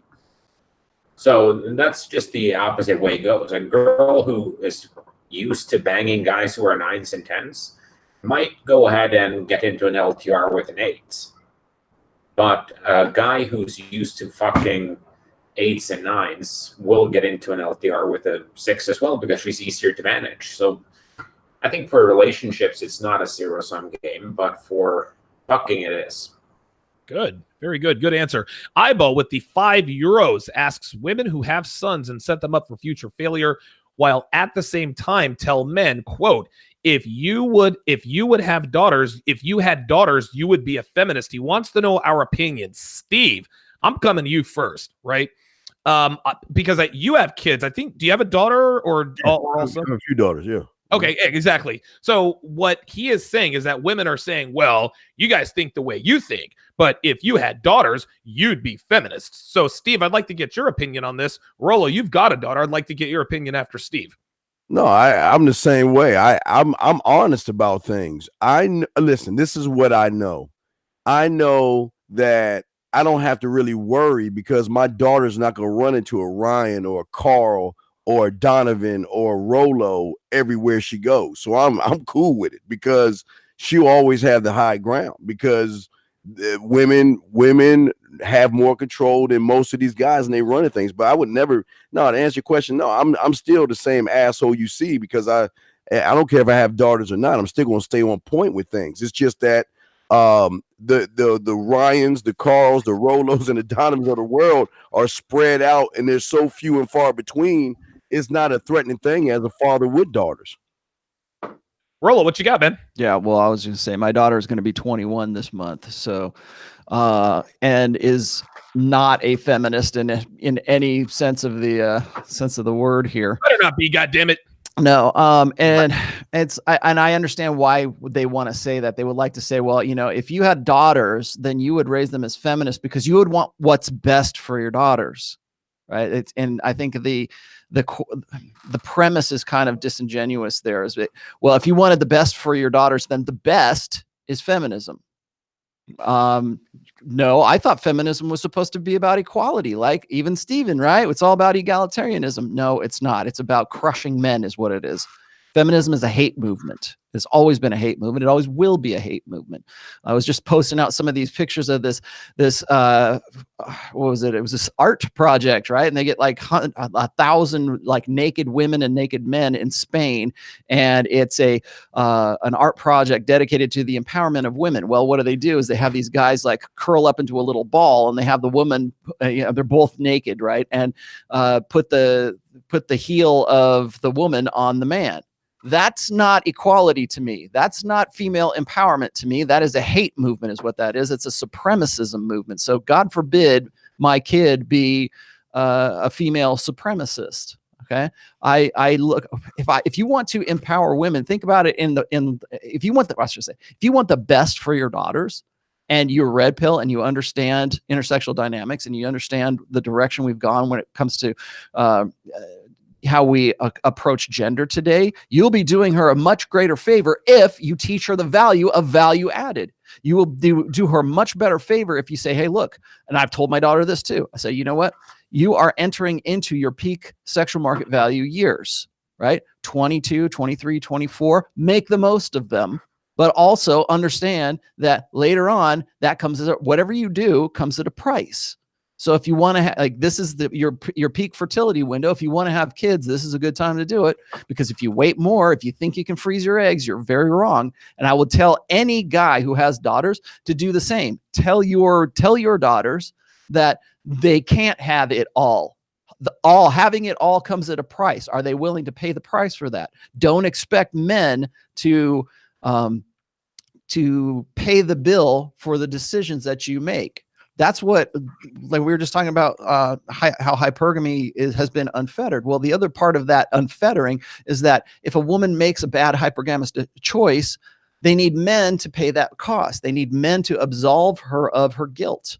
I mean, why is it that a female teacher can go and have sex with her 14-year-old student and get away with probation and no jail time and not be a registered sex offender? Whereas if a guy sends one sexual post or one sexual tweet to a girl, he is suddenly a criminal who's going away for 20 years. Well, why is that? Why is that a double? We don't talk about those double standards. We only want to talk about how we're going to empower women and how feminism is going to be the best thing for them. Well, it's not. Feminism is totalitarianism. That's what it is. Yeah, well, Rollo, I'll even one up you on this one. I hate that. You notice how the equality thing, all these guys that say they hate feminism and their equality, for some reason say, well, if you had a daughter, would you want her acting like you treat these hoes? And here's the thing that bugs me about that. There's nothing inconsistent about Carl going to get a 50 notch count this year. And yet, if he has a daughter one day, to not have her exposed to that same thing. It doesn't matter if it's consistent. He's got one set of rules. What's best for me and my family. Mm-hmm. Yes. So he can there's no lack of equality to him saying, go treat these girls like this, go ruin their whatever Christian ideals you want to talk about, and then still holding his daughter or your daughter up to a higher standard. Yes, there's nothing. And that's the thing. If you can't think of your life, whatever, you're the main character and everything needs to benefit you and those close to you, then you're really not doing this right. You got to stop throwing either you or sacrificing you or your kids on the altar of equality. Because that's the same mentality that gets parents who want to be woke giving their kids trans surgery when they're 8 years old before they even know what like sex organs are. Mm. Like you can't treat your children as some kind of experiment to show how equal you can be. So yeah, no. If you're a divorced guy with a daughter, go treat everybody else's daughter as crappy as they'll let you treat them as long as you get yours, and then hold your daughter to a higher standard. There you go. But yeah, there shouldn't be any defense of that as like, well, how can you say this and say this easily? Because one helps me and the other one helps me. Well, Pretty consistent. the reason they have a problem with that is because and this has been a problem, an endemic problem with society certainly since the sexual revolution, is that we believe in blank slate equalism. We believe that what's good for the goose is good for the gander, right? Yeah, No, some are it's more not. equal than others though on that one. So screw that noise. Exactly. It's like, you know what? No, it's not, because men and women are different. And you know where those differences start? They start in the womb. They start in the brain, in the womb. There are gender, sexual differences between men and women. Get that through your fucking head, okay? Because every time every time I hear somebody say, well, like, and women love this, it's like if you say something unflattering about the feminine, the first thing out of their mouths is, well, men do it too, and they do it worse, right? Like, first of all, we're not talking about that. And second of all, no, it's not, because men and women are different. There are different standards for men and there are different standards for women. Sorry, welcome to planet Earth. Very good. We're going to take because Ryan just brought up the whole thing. If I have a daughter and she turns out to be a fucking hoe, that's a poor reflection on my ability to raise a daughter. So if I do a shitty job of raising a potential or existing daughter I don't know about, and she turns out to be a hoe on the pole getting piped by 18 dudes, I mean, that's my point. I mean, if guys would just step up and focus on not raising hoes, I wouldn't have any hoes to pipe, and I would have to be a good guy and settle down with a quality woman, trademark Pat Stedman, and stop, being a sacrilegious bastards. then I'd have to stop. But, I mean, as long as people are out there racing hoes, I mean, hosts need dick. I'm a pre-qualified supplier of dick. I mean, supply and demand, right? Properly, yeah, exactly. Let's take a little bit of a turn here. Redman Anon with the $10 super chat says, game question. He says, I get genuine desire and that you want to be chosen instead of pursuing, but I feel like initially guys have to pursue no matter what. After a month or less, can you let her chase? Agree. I'm going to go first on this one. The premise is all wrong. Genuine desire, okay, listen, men, we want to be chosen. That doesn't mean that you don't still go out and pursue.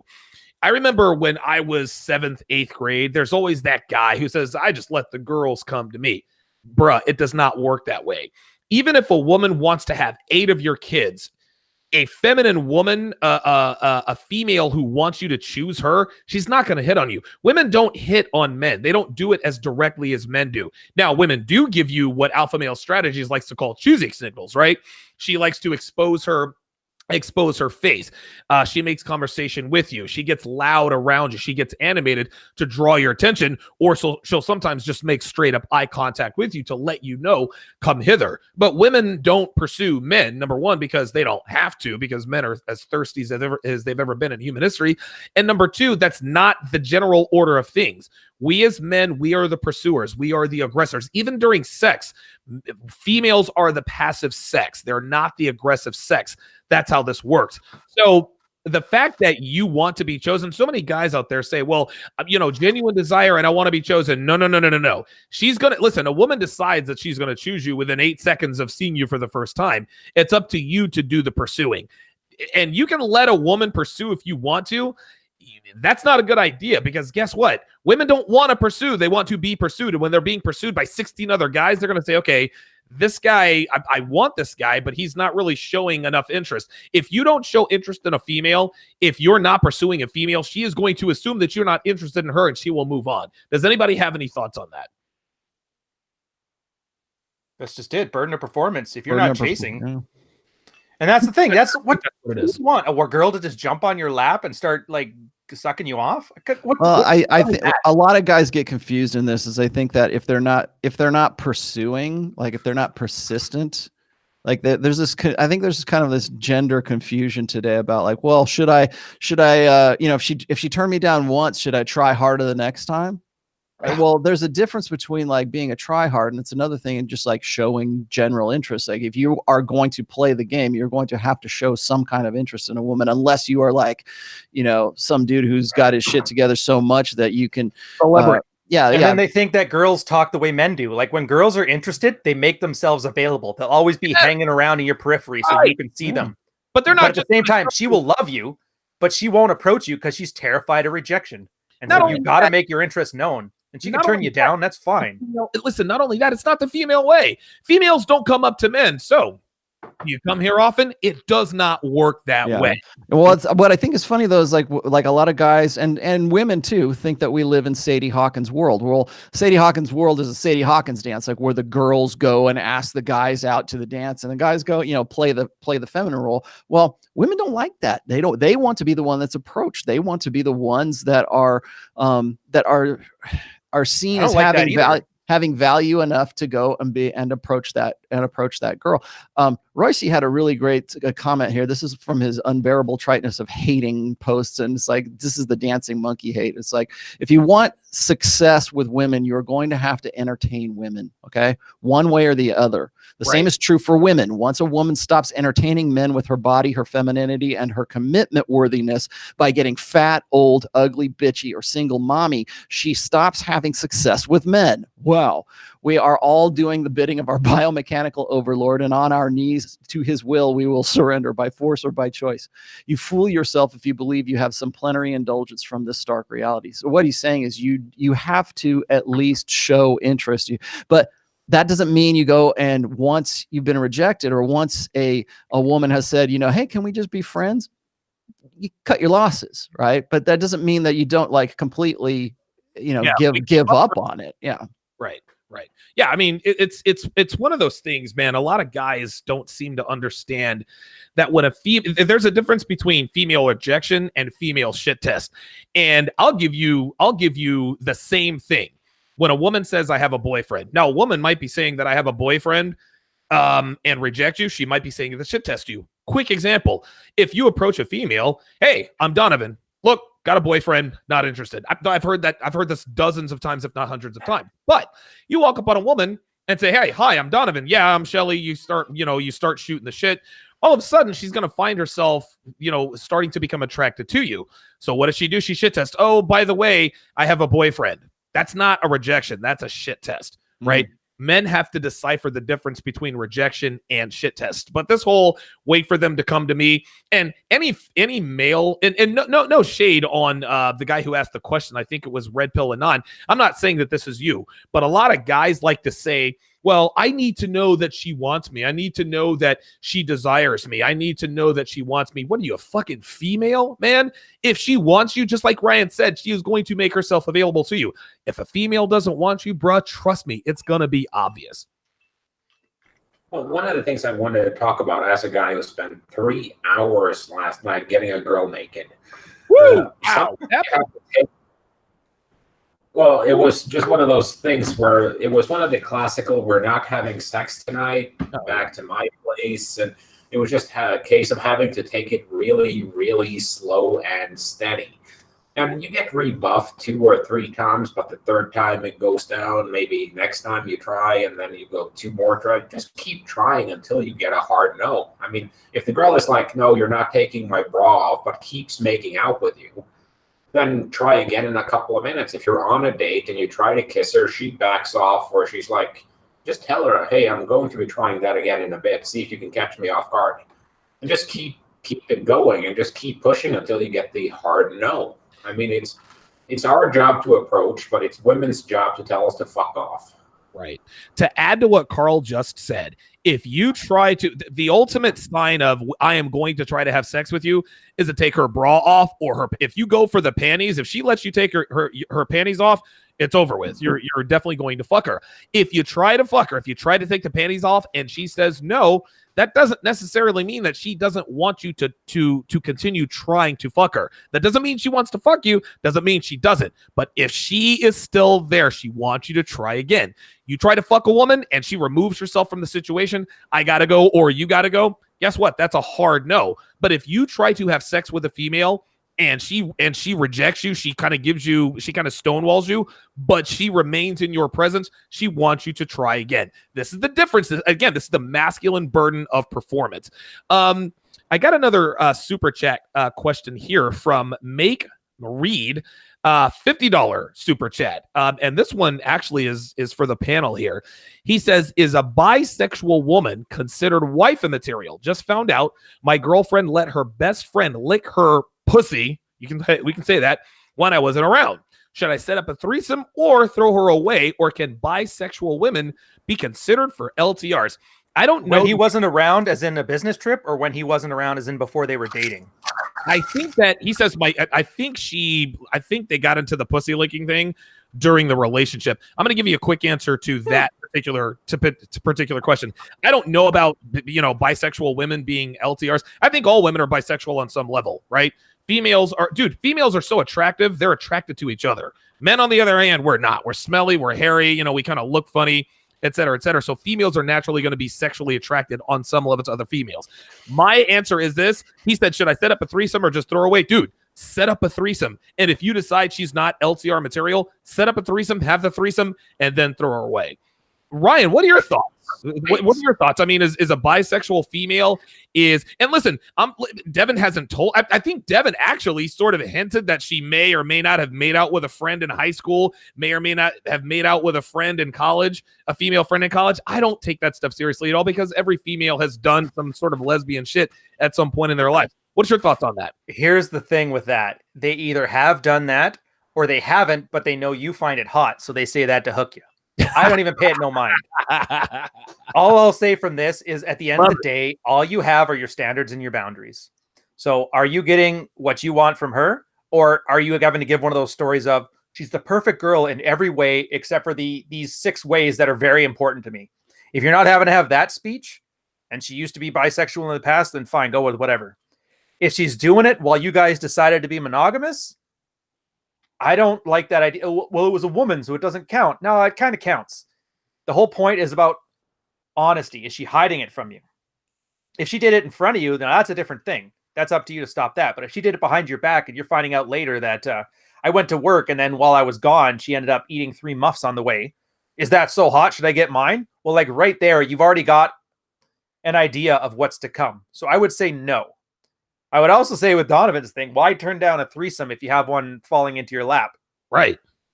But yeah, you didn't really tell us what you want. You keep asking for these conditional imperatives. Well, a real man would do this. Like, what do you want? Find out what you want. We walk it backwards to this situation. I guarantee you'd have your own answer and not had to give a thank you, by the way, for the $50 super chat. You wouldn't have to give a $50 super chat to hear the same thing from us. Okay. Steve, I haven't heard from you in a little while. If you found out that your girlfriend or wife, right? Steve, I have a confession to make. What's that confession? Well, remember when you went to the store the other day and Shelly came over? We kind of sort of fooled around. What's your reaction to that? I don't have a problem with that. I kind of having to piggyback off of what Ryan's saying. Thank you for the $50 super chat. But thing is, every man on this panel, regardless of their opinion, they're standing on it as men. So you're asking men who have their own opinions as men as an answer to a question that you yourself should be asking yourself about what you want and what you deem as a woman that is worth or worthy enough to you that you can call your wife. I'm not saying you're trying to, get validation from us or whatever by doing this, but I can't answer that question for you because as a man, I have my own thoughts. Rollo has his own thoughts. Ryan has his, Carl and Donovan. We all have our own thoughts, but we all men, but we don't have to agree on everything. So what happens if you get 3 of us saying, yeah, do it, and 3 saying no? Who you going to go with? You know what I mean? You've got to go with what you feel is wife worthy. I understand you asking a question, but Donovan, for myself, I'm fine with it, but I can't answer it for him because I'm not him. I can only answer for myself, brother. Very good. Very good answer. Shout out to Chris Von Erich with the $50 super chat. That is 2 straight $50 super chats. I remember that one feeding frenzy where we had $100, $200, $300 super chats. Keep it coming, guys. We certainly appreciate the support. Going to open up the phone lines here in a few. I got a question here for Rollo. I actually have a couple of questions here for Rollo. The first one comes from Marcus. He donates 20 British pounds. He says, Rollo, young girls know that their sexual market value is their agency. Why then do they take so long to check out of the sexual marketplace and even try to extend it years when they are useless and their best options no longer check for them? Is this ignorance, Well, because they don't know. Well, is it ignorance? It's ignorance of their sexual market value for sure. Like I was just saying before, it's like I love my daughter enough to tell her the truth about the sexual marketplace. You know, look, your best years when it comes to your peak sexual market value is going to be 22 to 24 years old. And this is no lie. I'm not lying to her. I'm not, you know, it's funny. Rich Cooper got run up the flagpole for talking about single mothers the other day, and nothing he said was at all from a red pill perspective. It wasn't controversial, but like women just wanted to have a focus of their hate on the guy. But all he was saying was pretty much what everybody knows. Anybody can come to these conclusions, but we want to keep it under wraps. We want to say that, well, women can do anything, right? We don't want to disempower and disempower women. And so men jump on board with that. They want to be supportive. They want to be the guy that isn't a sexist. They don't want to be the guy who isn't concerned with supporting their girlfriend or whatever, or supporting womankind. And you know, this is what male feminists do. They want to lift up women all the time. So I think that what that does is it creates this atmosphere or this condition of ignorance in women, because we have all these social conventions that tell women that you can stay sexy and you can be you can have it all, right? You can still have a career, you can still be gorgeous, you can still have kids, you can still have a very successful hot husband who is, you know, the CEO of a Fortune 500 company, and you can have all these, you know, this fantasy life. Oh, and by the way, you know, you can live in some polyamorous relationship and still have sex with other guys if you get bored, that kind of thing. Like you can have all of this if you just manage to work it all out, right? And so when women get to a phase such as like their epiphany phase, or they get into to the point where they're hitting the wall, like let's just say they get to be about 33 years old, that's when women start saying, where are all the good guys? How come the guys are, you know, men are just have fragile egos. Men just want to have sex with little girls who are 22, 23 years old. Well, that's the truth. They do, but they want to feed this idea amongst women that they can still have it all. And if they can't have it all, it's because men won't let them have it all. It's because of sexist men who won't. Feminism will be such a feminine empowerment will be such a great deal if men would just cooperate. And so we have all of these conventions that tell women, oh, your sexual peak is in your 30s, right? No, it's not. It was back in your 20s. And you know damn well it was back in your 20s, but you want but you got to say that if you want to sleep with a girl in her 20s, you got to convince her the next 10 years that you could too. Yeah, exactly. And so we've got to keep lying to women all the time that this stuff isn't. Oh, and so then when they get to like be 36, 38 years old and they're childless and they still believe that they can have kids just as easily as they could when they were like 23 years old, right? They don't understand like how fertility rates drop. They don't understand the incidence of like Down syndrome for a woman who gives birth at 40 or something like that. And all of these, you know, very easily found biological facts, we sweep them under the carpet and we lie to women. And that I think that's really the whole thing, is like we keep lying to women and women keep believing it. And then once that lie becomes exposed, they say, well, it's men's fault. What was the other one? Did we lose you guys? Hello? There we go. I was there. There you go. Now you're back. And what was the other one? Yeah, the other question was from Ibo.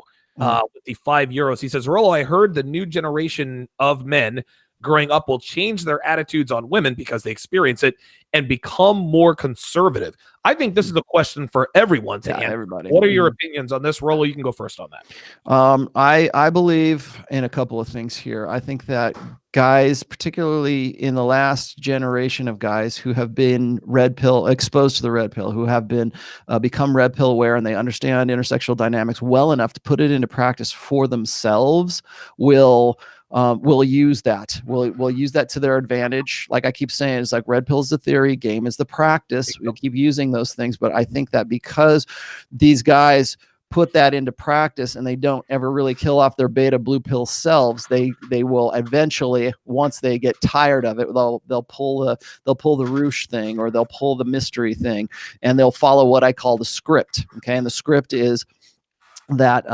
these guys will be these incorrigible bachelors for, you know, up until they get to be 30, and then suddenly they have their own epiphany, right? Oh, I'm done with the game now. I've had enough. I'm going to look for that one perfect little snowflake unicorn now, and I'm going to have, you know, 2.5 kids, a dog in the yard, and a white picket fence. Right now, suddenly they want to go from this player lifestyle to being this God-fearing, you know, leader among.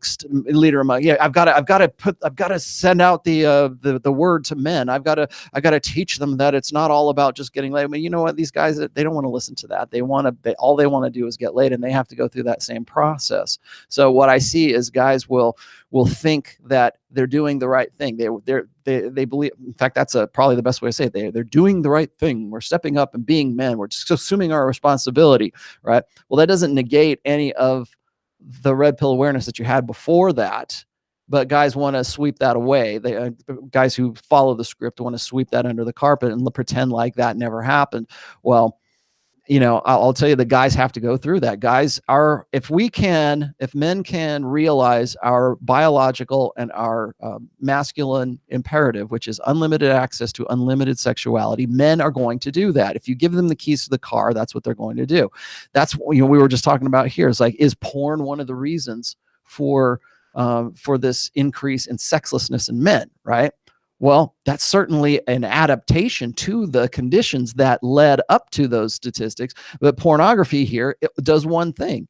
It allows men, at least virtual access, unlimited access to unlimited sexuality. You can have whatever the hell that you want. And yeah, does it change your brain? I'm not suggesting that it doesn't.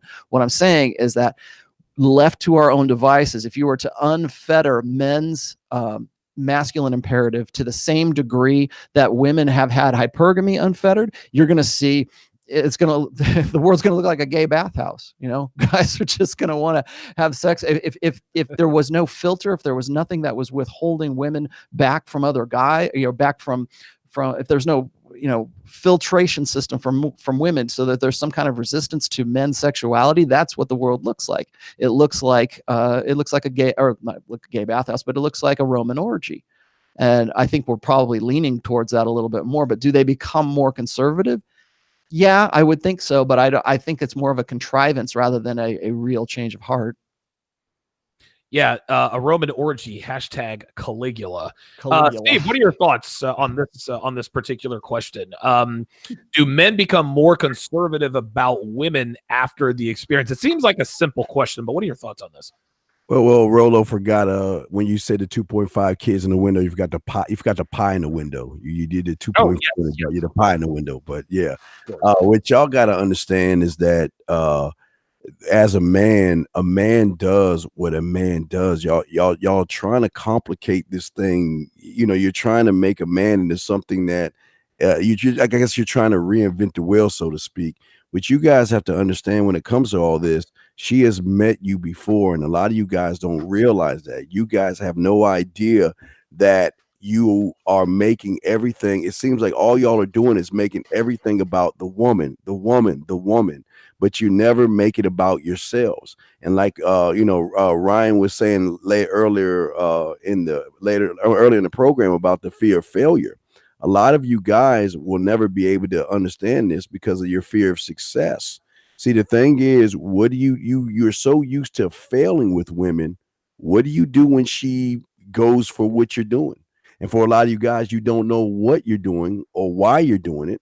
So what happens is you then, like you say, when it comes to being conservative and all that other stuff, that's up to the man himself. It's not up to us to tell. See, the thing is, it's like you want us to baby you on stuff.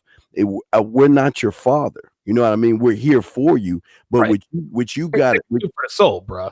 I'm sorry? This ain't chicken soup for the soul. Yeah. This ain't chicken soup for motherfucking soul. Hell no, it's not chicken soup for the soul. And at the end of the day, it's hunt to be hunted.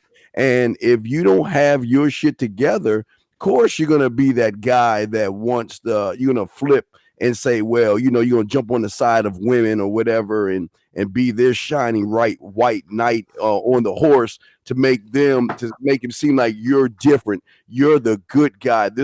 I'm gonna be the guy that she wants me to be. Fuck her feelings. It is all about what you think and how you feel about yourself at the end of the day. So the question is, and again, like I said before, you ask all the guys on the panel, they're going to give you different thought processes. So which one are you going to follow? Don't follow. Follow your own thought process, man. Make it more about you and say, fuck I'm not going to say, Rollo made me do it. That was Rollo. Rollo said it first. So I know you Ryan Swear Jar. All right, I'm just saying, stop making it about these women and make it more about you. About $20, man. Like you, like, oh, that was like $20 there at the swear jar. Oh, look, he had to mute himself. He's like, I ain't got no more money.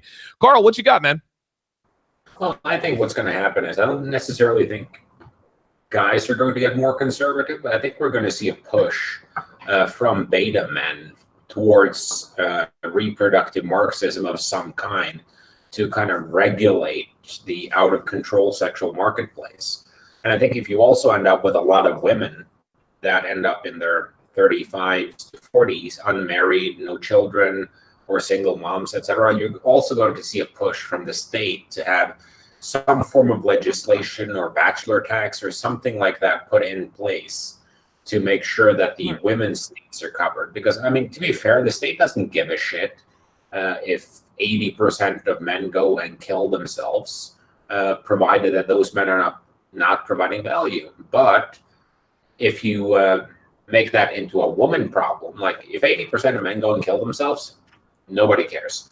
If 80% of women can't find husband, that's a problem. We have to fix this, and we have to blame that on toxic masculinity. If these men weren't so toxically masculine, they would not be swallowing a gun. So what you're going to see happening probably is that you're going to see a push by probably betas to begin with. They'll probably start with the whole Elam MRA guys getting into some bundle of stickery and trying to push it through that we have to ban Tinder, or we have to somehow regulate or punish guys for sleeping around, or, put harsh fines in place, even worse for, child support problems. You could ban the pill or ban condoms, or they're going to come up with some shit because, I mean, they are a bundle of sticks and they're just out to ruin everyone's fun. And if they can't compete, they either have to change the game or ruin the game for everyone else. They're just going to take the Monopoly game and just flip it over and go, fuck your hotels. Well said. Ryan, what you got on this, man? Yeah. Wow. Well, I can't say what I said in the private chat because I haven't get on the swear jar yet. But here, I'll put it this way. We can try to see into the future all we want. The only thing I'll guarantee is we get it wrong, and we won't be there to enjoy even if we were right. Right. This reminds me, and let's take it back to some like limbic brain stuff here. There's this type of lizard. I can't remember, like Galapagos or something like that. There's the blue-throated lizards. There's the yellow-throated lizards, and there's the orange-throated lizards. Bear with me on this parable here. So, and I might get the colors wrong, but the general principle is the same. The blue-throated lizards are like what you would think of as your standard provider male house thing. They can have their little rock that they can have like one lizard girl on and make lizard kids on. And that's fine. And they're big and they can defend one rock. The problem is then you get Super Chad Lizard, who's the yellow-throated lizard, and he can basically run 5, 6, 7 rocks, and he scares off all these blue ones. So they end up breeding a bunch of the yellow-throated lizards with his yellow-throated lizard wives. And that's kind of where we are now. So the third point of it is then the orange-throated lizards. They're kind of the sneaky ones. They actually look smaller, so they look more like the females of the species.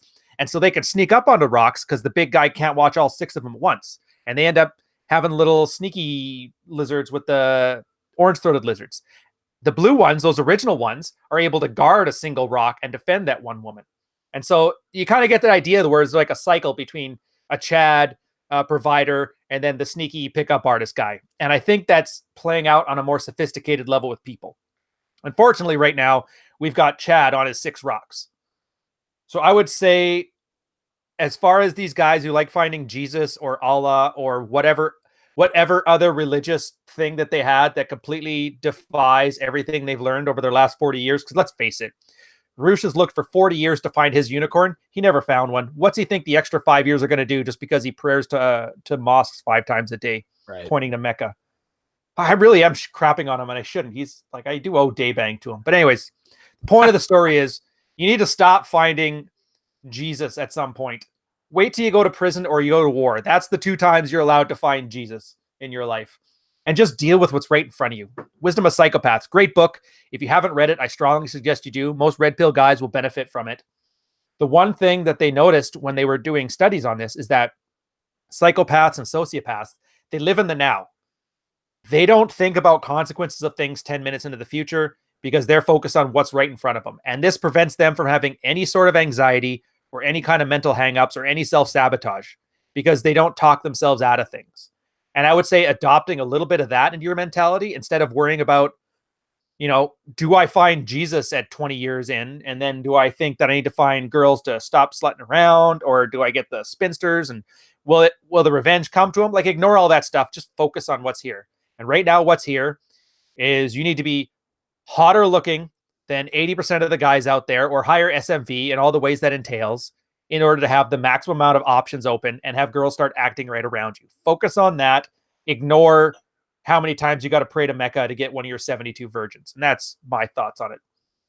Bit rambly, but I got to the point, I think. I don't know. I've actually heard something like that. Nobody on the phone lines yet. Got a few more super chat questions here. Rodrigo Castillo with the $5 super chat says, remembering from a few episodes back, you guys talk about you either have to choose your career or your family.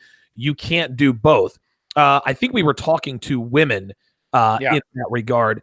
Well, let's go ahead and go to the phone lines. Area code 226. You are on live with the Redman Group. Go ahead. 226 has dropped. Shout out to Street Walking Cheetah with the $10 super chat. He says, speaking of killing the beta blue pill self, is it a continuous process? And what are the steps one can take to kill it forever?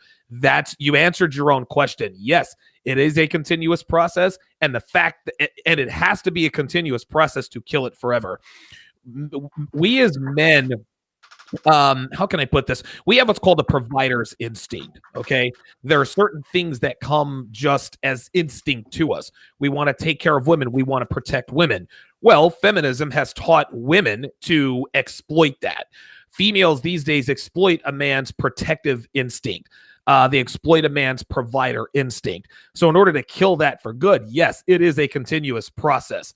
You can't just say, okay, I am no longer a blue pill. Listen, I'm Donovan fucking Sharp, and even I still have to kill my blue pill, tendencies. It is a continuous process. Ryan, you said you've got to go. Yeah, man. Sorry, I got to take off. I got some physio, so I'll catch you guys later. Enjoy the rest of the cast, all you audience, and make sure to hit that like button and watch ours Red Mornings earlier. Cheers. Right on. See you, Ryan. Thanks. Ryan Stone, everybody. Rollo, what are your thoughts on the continuous, having to kill the beta? I guys always want to ask me for like some super, detailed process of how do I go from being, blue pill chump to being the red pill alpha guy? How do I get back to frame? Right. How do I get back to frame? I think that anybody who has some sort of 12-step program to help you do that is selling you a 12-step program. There is no universal answer to that because I don't know what your situation is. I don't know what, I can give you general suggestions, but I don't know how old you are. I don't know what your ethnicity is. I don't know where you live. I don't know what your socioeconomic status is. I can't give you some sort of like 100% form here. Follow this and everything will work out fine for you.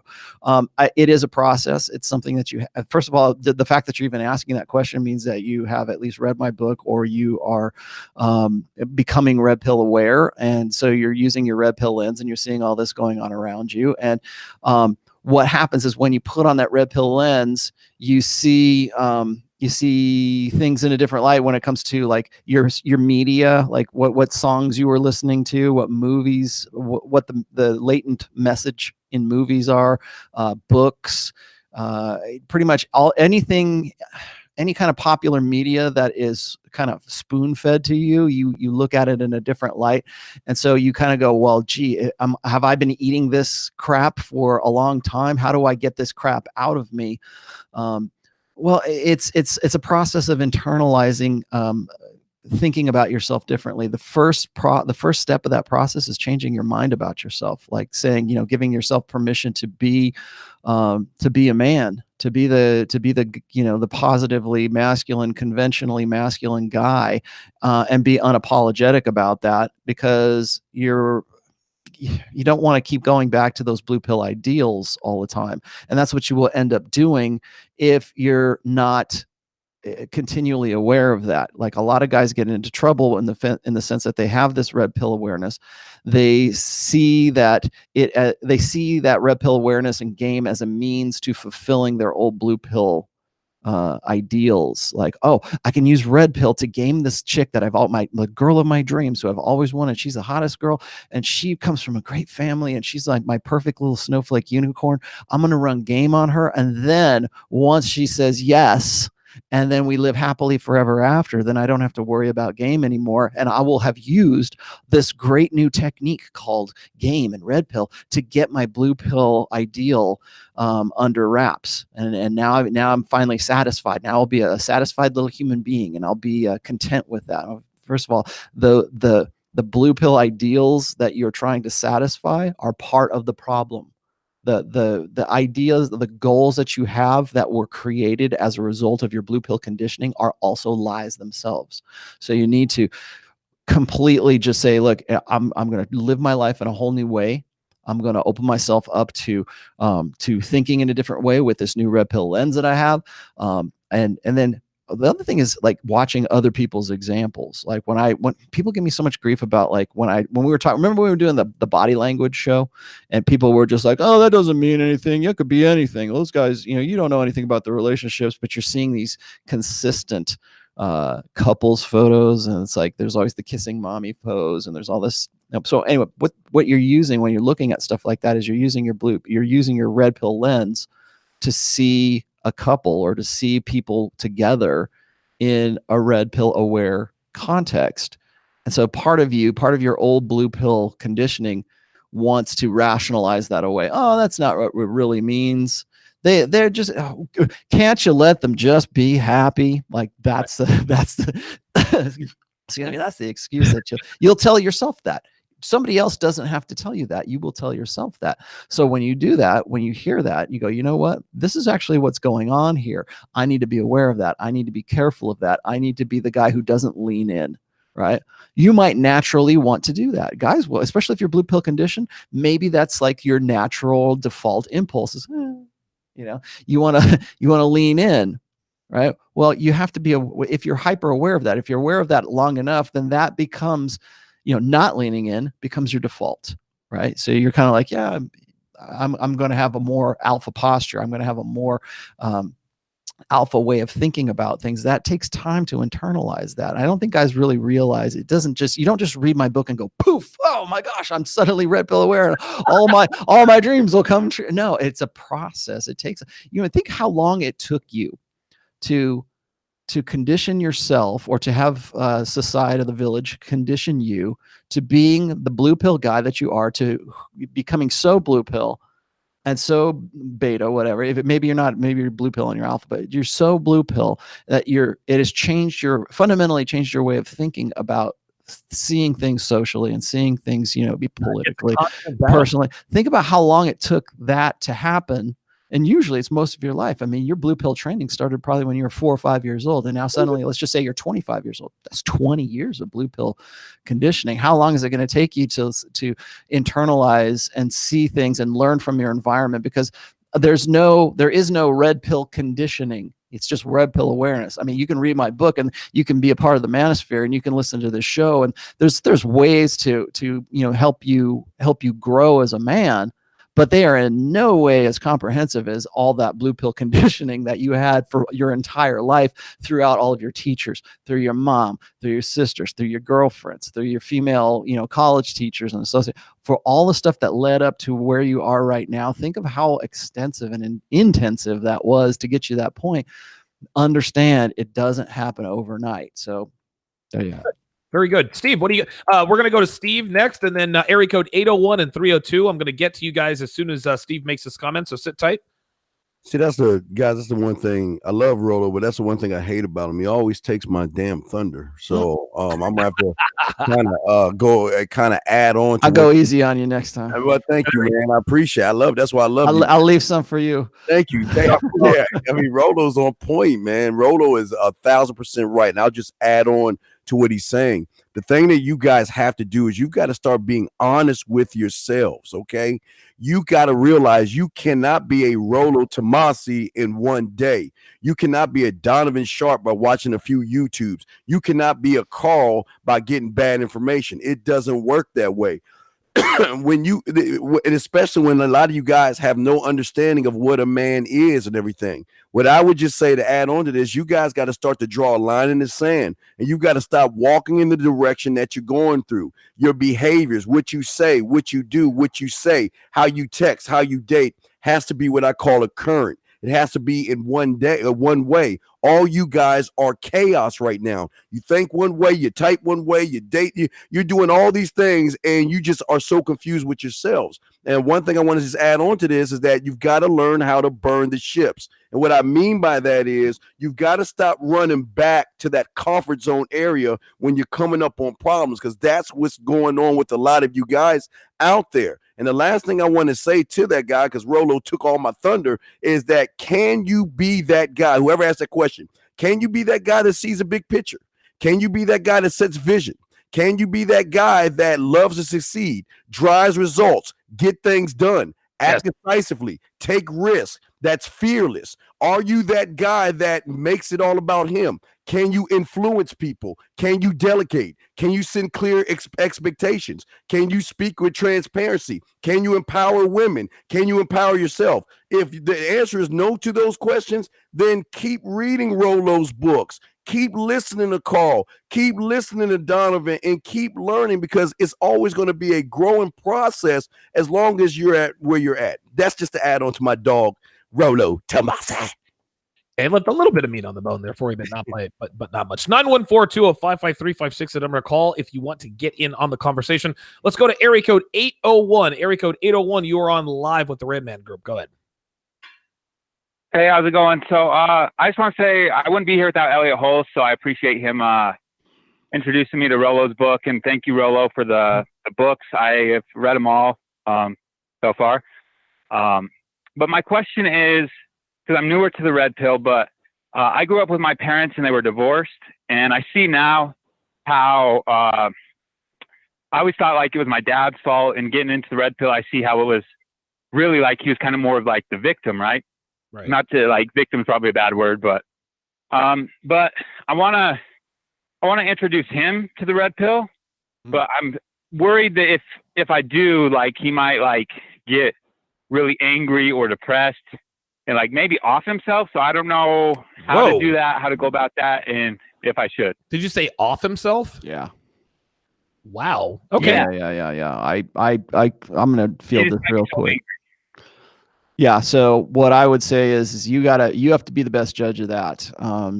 If you've ever watched the Matrix movie, there's a part in there where Neo said, or excuse me, Morpheus says to Neo, he says that, he apologizes to Neo. He says that there is a certain age or a certain point at which they never unplug a guy because the mind has trouble accepting it. And then they end up like either losing their minds or they will end up killing themselves. And I really thought that was a poignant part of that movie, because it really says that once you are so stuck in your ways, or once you are so dependent on your blue pill conditioning to sustain you for your existence, like if your blue pill conditioning wasn't true, that's the only hope you have that's sustaining you to move you on to the next day. Like, I know so many guys who are like trapped in these like horrible marriages, but they think that if they just do one more thing, right? If they just can like buy one thing for their wives, if they can just, be more romantic, or they could just get to the next date night, or if they could just get one more thing going, like that's their drive. Their drive is based on just that blue pill understanding. And that's a dangerous place to be, particularly if you're red pill and you see that and you go, dude, you could live such a much better life if you would just abandon everything that's pretty much sustaining your life right now and cut yourself away from that and start living in a red pill paradigm. You can start living with an understanding of what it is your wife's about, or what it is that girls are about, or what it is your financial situation is about. It doesn't necessarily have to be just about women. It could be other aspects of your blue pill conditioning. But guys, and I would tell this to any guy, is that unplugging guys from the matrix is dirty work. You have to be the best judge of that, because a lot of guys will become red pill aware. They'll read my books and they'll take it to heart, and they'll internalize it, and they'll start living better, and they'll start getting laid. They'll start living in a better life. They'll start living for themselves, making themselves their own mental point of origin. They'll do all this stuff that we talk about in the manosphere and in the red pill paradigm. But what that makes them want to do is become red pill evangelists. They want to go and tell their friends, because why wouldn't you? Why wouldn't you tell the good news to your friend? Why would it's like the gospel. Why would you not go and tell your friends and say, look, read this book, it changed my life? Why like when I people like send me links to Justin Bieber right now, because Justin Bieber is like, he's in the most precarious situation. And I've seen this countless times, because he sincerely believes in his blue pill idealism, and he's married to a chick that is teaching him that he is 100% false. It's having that conflict. Yeah, and we laugh about it, but the dude's gonna seriously kill himself. That's why I predicted also that Prince Harry would kill himself as well, because he is now in the real school, and Justin Bieber is now in the real school. Right. And so they're having this education as to like where, Justin Bieber, who could have any chick in the world he wants, except for the one that he's married to, and he's having his wife say, disprove all of this Disney fairy tale crap that he's learned from the time he was singing on the street corners at 5 years old. Right. And so she's teaching him all the stuff that he's written songs about. All the stuff that everybody's fed him with, like, oh, love is all you need, all that kind of stuff is getting thrown. What's being exchanged? What's being exchanged is, I love you, but I'm not in love with you. How can you not be in love with Justin Bieber? He's the most fabulous guy in the world. Well, when you get into that long-term relationship and that woman has to make hypergamous choices, she says, I understand why people really like you, but I'm not aroused by you. I'm not because you're not a man, because no one ever taught you to be a man. No one ever taught you to make yourself your own mental point of origin. And people hate this too, because they'll say, well, what do you mean? Justin Bieber's not an alpha? No, he's not an alpha. Neither is Jeff Bezos. Neither is Elon Musk. And why? Because they allow their blue pill conditioning, when it comes to women, define everything else in their lives, right? It affects every part of their lives. Like the joke I keep saying is that we'd be on Mars right now if Elon Musk could just give up his stupid idea of his soulmate myth. If he could just give that shit up, maybe we'd be on Mars, right? And that's the joke, of course. But what I'm saying is that he is so wrapped up in that. And if you were to take that away from him, if you were to say, guess what, Elon, there is no one. Guess what, Elon, there's no such thing as a soulmate, right? And maybe he's coming to that conclusion right now, but he keeps looking for that soulmate because he's still wrapped up in that blue pill. So anyways, a lot. I keep telling you we need to do a lightning round, and here I am. What I'm going to say is, be careful of who you want to evangelize to as a red pill guy, because some dudes can't hack that. And if you're saying that about your dad, you're probably right about that. Go with your intuition and go with your gut on that. So how do you do that? How do you unplug the dude? Be around for him when things happen that are examples of what we talk about in the red pill. Like if a woman does one thing, you say, hey, look, that's what those red pill guys talk about. Or you see something in the news, right? Or you see the latest thing in what I call a gender war. You go, hey, look, that's that gender war thing that Rollo was talking about the other day. And you wait for your moments.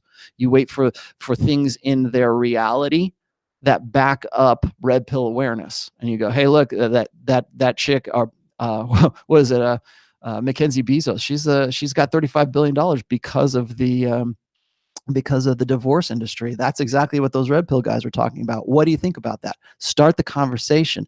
Don't go and say, you better read this and it's going to save your life and hallelujah, the red pill. Don't do that. Okay. You need to just point out the times where you see examples of like through a red pill lens and point that out to them and let them come to the conclusion instead of you beating them over the heads with it.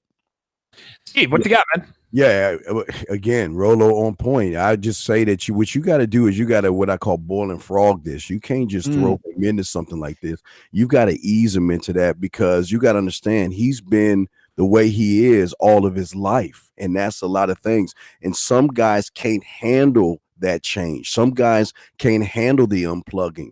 A lot of guys don't realize that. I mean, again, these are red pill first world problems, but a lot of guys can't handle losing friendships where guys don't want to be around you because you're getting all the women. They don't want to be around they don't want their women around you or whatever like that. Those things happen. And for you to do that with your dad, the change can be mind-blowing, but again, you got to slow this in, because sometimes what you ask for, you get. Maybe it's not what you want.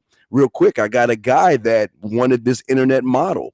I showed him how to get the model, and now that she is all over him, he doesn't even know how to handle it. He wants to give her up now because he can't take it. So that's the thing that y'all have to understand. This lifestyle is a lifestyle that's unlike no other. When you are on the red pill side, you'll see a world in a whole new different setting, but it comes with consequences, and they're not really consequences. It's just how it works when you're on the other side. So you just got to think of it like this. Your dad has been your dad, and he's been the same way for how many ever years he's been on this planet.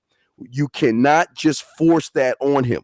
Gradually, hey, Dad, why don't you check out this YouTube? Hey, Dad, you know what? Hey, I've been reading this book by Rollo Tomasi. Man, look, did you see? Wow, what do you think about this, Dad? And let him gradually come into it.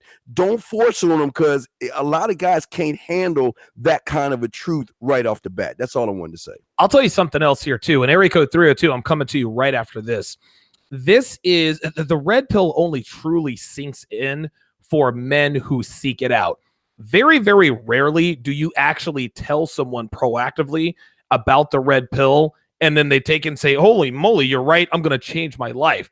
9 times out of 10, what happens when you say, hey, listen, there's this red pill thing, 9 times out of 10, they're going to just nod and say, oh, yeah, I totally agree, and yeah, I'm going to do this, and they don't change. Or they tell you, yeah, I understand what you're saying, but not all women are like that. I know it's your dad, and I know you want to sort of rescue him from this blue pill bliss. The only way that you can really sort of, I guess in Christian terms, witness to someone else about the gospel of the red pill is to just make a suggestion. Hey, you know what? I saw an interesting video online the other day. I'm going to send you the link. Don't add any commentary. Don't add any of this. If they have questions, they're going to ask you. Or, hey, you know what? A buddy of mine actually just read this book. It's called The Rational Male. Some pretty interesting thoughts, some pretty good reading. Here, I'll let you borrow it for a few days, and see what happens.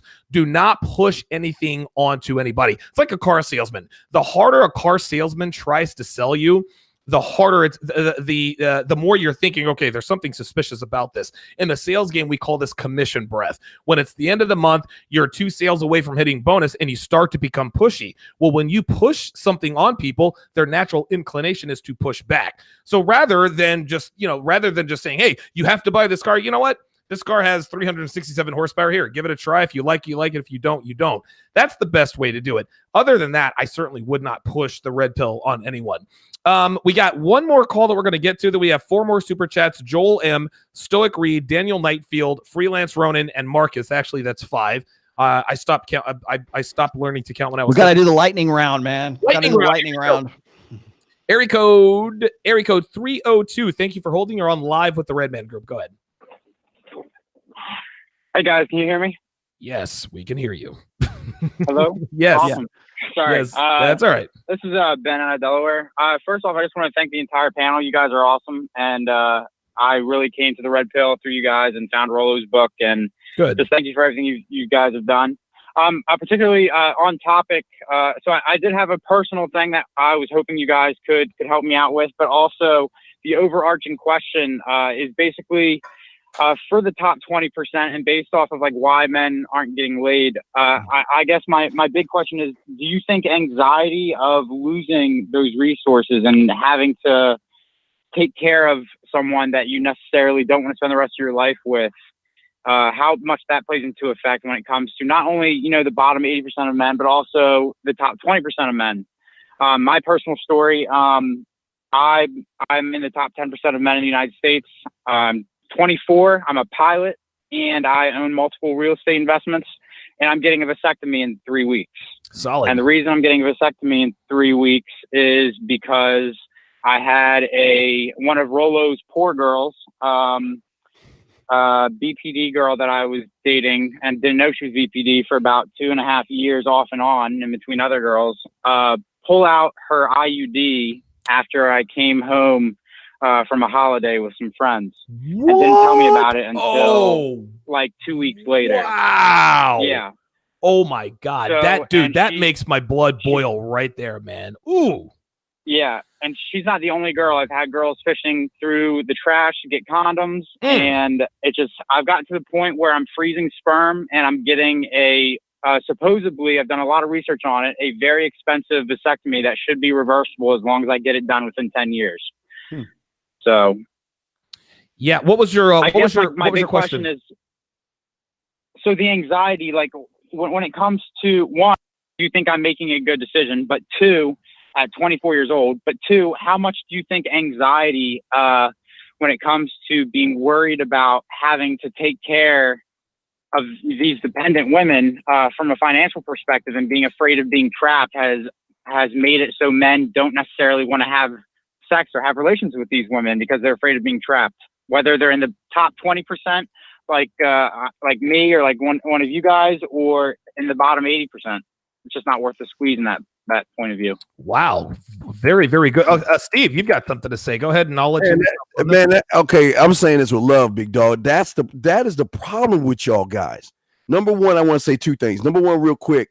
It doesn't matter what you do. You can be a billionaire. It doesn't matter what you do. It's who you are, and who you are is a guy with anxiety. So what a woman is going to see is that you're a mark, and that's why you're getting all the problems that you're getting, because you don't have enough self-respect for yourself to lay ground rules for these goddamn women to abide by. You allow everything you're saying. She's doing this to me. She's done this to me. She dug in my trash. I have not heard you not one time say, I allowed her to do that. That's how you need to start taking responsibility and accountability for your actions, man. I love the fact that you're getting a vasectomy. I love the fact that you're putting your sperm away. But the fact that you've got these anxiety problems is your problem. Women are going to see you as a mark. They're going to see you as weak, and they're going to keep doing the things they're going to do to you as long as you allow them to do it, man. So stop blaming the women. Start taking accountability and draw a line in the sand and start laying the law on these goddamn women, man. Carl. Yeah, I'm with Steve on this, but I'm also good OPSEC is always worth the price. So I have a habit. This is something I got from the NBA players. I'm not sure. Donovan probably remembers a few years back when these hosts were fishing condoms out of the trash and impregnating themselves with the cum of the NBA players and pulling the paternity game. So I took a tip from them and I just flushed the condoms always. And I don't care if the girl says she's on the pill, she's had a hysterectomy, she's has an IUD, her vagina is magic. I don't give a shit what she tells me. I'm always going to wear a condom. Right. And if a girl comes to me and is like, I have a hysterectomy, and then I'm like, okay, I need to see your medical records. And if she comes back with medical records, I'm like, okay, we're going to the hospital. I'm going to have a doctor I trust check you out just to make sure. I mean, you don't trust these hosts at all. Just assume that hosts are like the tax man. They're always out to screw you, and you're to make that life really fucking hard for them. Yo, he's right. Listen, hoes are like the IRS. There's nothing you can see. This is the thing. And listen, no shade on the pilot. And Rollo, I'm coming to you next. No shade on the pilot. I understand. Hey, she took out the IUD and didn't tell me. I was in that situation a while back. Long story short, I knew a girl. Dude, I used to go with this girl to get the shot. She was on depot. And one afternoon, she had a doctor's appointment. Well, my car was broke down, so she had to come and pick me up from work. This is early in my Vegas days. So she comes and she picks me up. She's got the Band-Aid on and everything, right? So all that weekend, she's insatiable. And I saw the cycle calendar. Ooh, she's ovulating, right? Come Tuesday morning, Tuesday afternoon, I'm at work. I get a call from her doctor's office. They said, is Christiana there? I'm like, no, this is Donovan. I'm her boyfriend. Well, you're her emergency contact. Just let her know that she missed her appointment on Friday and that she needs to reschedule now. That doesn't mean that all of a sudden, if you stop taking the shot, if you miss it by a few days, then all of a sudden, you're going to become pregnant. But that's on me. right? Like the one time I didn't accompany her to get her shot, that's the opportunity she took. Guess whose fault that was, my friend? That was my fault. That was this guy's fault. So I understand what you have to understand. And listen, you're 24, so I understand you're kind of just now getting into the game and you're taking measures now, but you need to take accountability for that situation. And it would appear that you are. You said, all right, I was irresponsible. Yeah, she tried some fucked up shit, but you know what? I'm going to make sure this doesn't happen again. Hoes are always going to try and get over on you. Rollo, what are your thoughts on what you just heard from the 24-year-old pilot? Holy shit, man. Yeah, well, I think we're kind of not seeing the forest for the trees here. I mean, his question is this: is part of the reason why guys aren't having the sex that they used to have in other generations? Is it because guys are wanting to be more careful about things? Like he's just explained, I get what Steve's talking about. You need to be in control of the birth. In fact, that's one of my iron rules of Tomasi: be in control of the birth. All right. That's why they call it birth control. There are, 27 different forms of birth control for women, and there's only like 1 or 2 for men. So yeah, pulling out. The most reliable one, of course, is wearing a condom and making sure that it's on all the time. And if a woman says, "Don't wear that thing, I want to feel you," if she says something like that, that is the medium, is the message, right? What is her message telling you? Is that she wants you to take the chance of impregnating her. So that opens up a whole nother front, I think, in the understanding women. But are guys making these decisions to, like, say, give themselves a vasectomy and save their, freeze their sperm? What I find interesting is, and this is just an aside, is like, if a guy does that, if a guy says, "I'm going to have a vasectomy, I'm going to freeze my sperm, and then if I meet the right girl in the future, then I'll be ready for it. If I can't reverse it, whatever, yada yada yada." So he's basically taking matters into his own hands. Women will lose their shit over that. Yes, they will. They will say, "Oh, you don't trust women. You don't," that kind of stuff. And the reason for that is because women always want the option. Hartiste was saying that the goal of feminism is to maximally unrestrict women's sexuality, maximally unfetter hypergamy, and while at the same time maximally restricting men's sexuality. So when you, as a man, take your own reproductive imperatives into your own hands, women feel as if you're taking an element of control away from them. Because for women, hypergamy and being in control of the human reproductive process is everything. Yes. So, and I mean that from the personal to the political level. They want 100% uncontested control of being able to decide what man reproduces and what man does not reproduce. That's why they will lose their shit for a guy who says, I'm taking this into my own hands, and this is how things are going to be. And they'll say, "You're insecure in your masculinity. Imagine being so insecure in your masculinity that you had to get a vasectomy. Imagine being so insecure in your masculinity you had to freeze your own sperm. Imagine that. Boy, you're so insecure, want to shame you for removing an element of control away from them when it comes to reproduction." So there's that aspect. But are men doing that because they're concerned with their futures? I would say, yeah. Obviously he is. I mean, he's taking that element of control into his thing. But is that what's driving the sexlessness in the United States? I don't think so. I think it's primarily because of women's sexual strategy. We're moving towards a new we're moving away from socially enforced monogamy, and we're moving towards things like polyandry, like one alpha sharing a soft harem of women who created the harem themselves. Not because a guy did, but because women want to share that one hot guy. They want to lock that guy down. If that guy can stay above all of that, he can have his pick of the litter, right?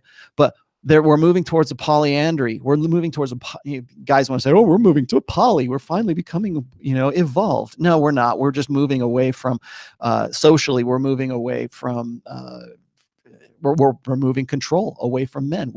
Men have a a need to know paternity. We have an evolved need to have paternity 100% certain, because in our evolutionary past, the only way that we could be sure that our parental investment efforts and resources and everything was going into our kids was taking a woman's word at it and having things like marriage and having, socially enforced monogamy, so that if you had kids outside of the marriage, then that was shameful. All that shit's gone.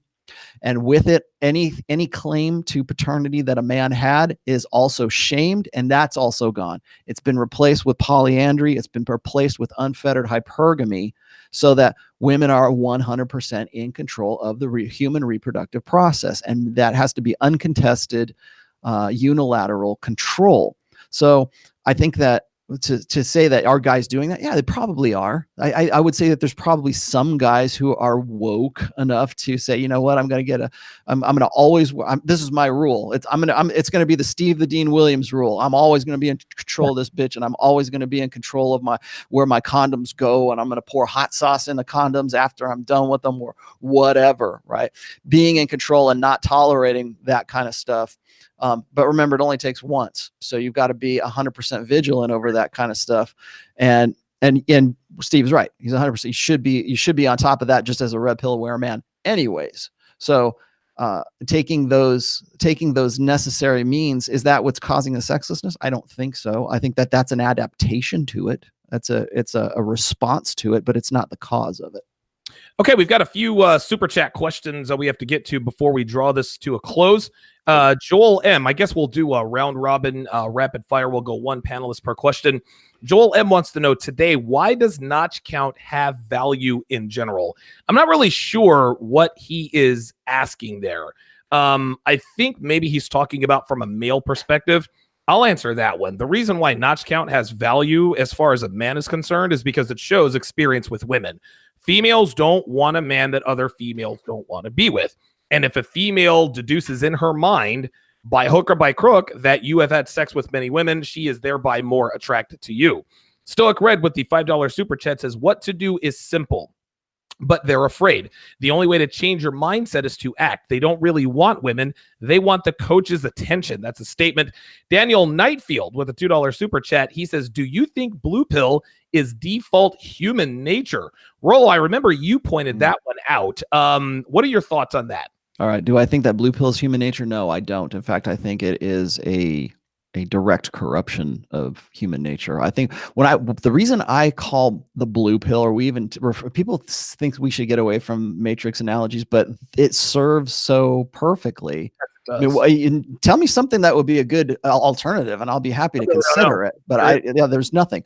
But the reason I call it blue pill conditioning is because that's literally what it is. You're conditioning it's social engineering is what it is, but you're literally conditioning the next generation to fall in line with women's sexual strategy. Okay.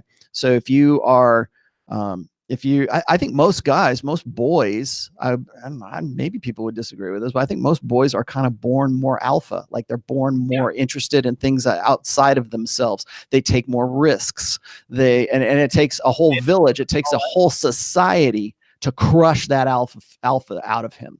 And it takes it, and it has to happen over time. We were just talking a minute ago about how tough it is to kill the inner beta. Well, that's why, because it starts at like 4 or 5 years old with all your female teachers, with Disney teaching you need to be girls' best friends. You need to, all that kind of stuff that builds that guy up over, to the point where he's, he gets to be 12 years old and he sounds like he's been taking women's studies classes for, ever since he was born, right? And he doesn't know where they come from. They just come from his external, his peripheral influences. Like he's bombarded by Disney, he's bombarded by pop media, he's bombarded by maybe a beta dad, he's bombarded by his female teachers who teach him as if he's a defective girl. So what does he do? He adapts. If that's the conditioning that he has, he adapts to that. So if people have told you your entire life, which most of them do, all you need to do is just be a girl's best friend and she'll come around. And then if you meet the right one and you just be yourself, then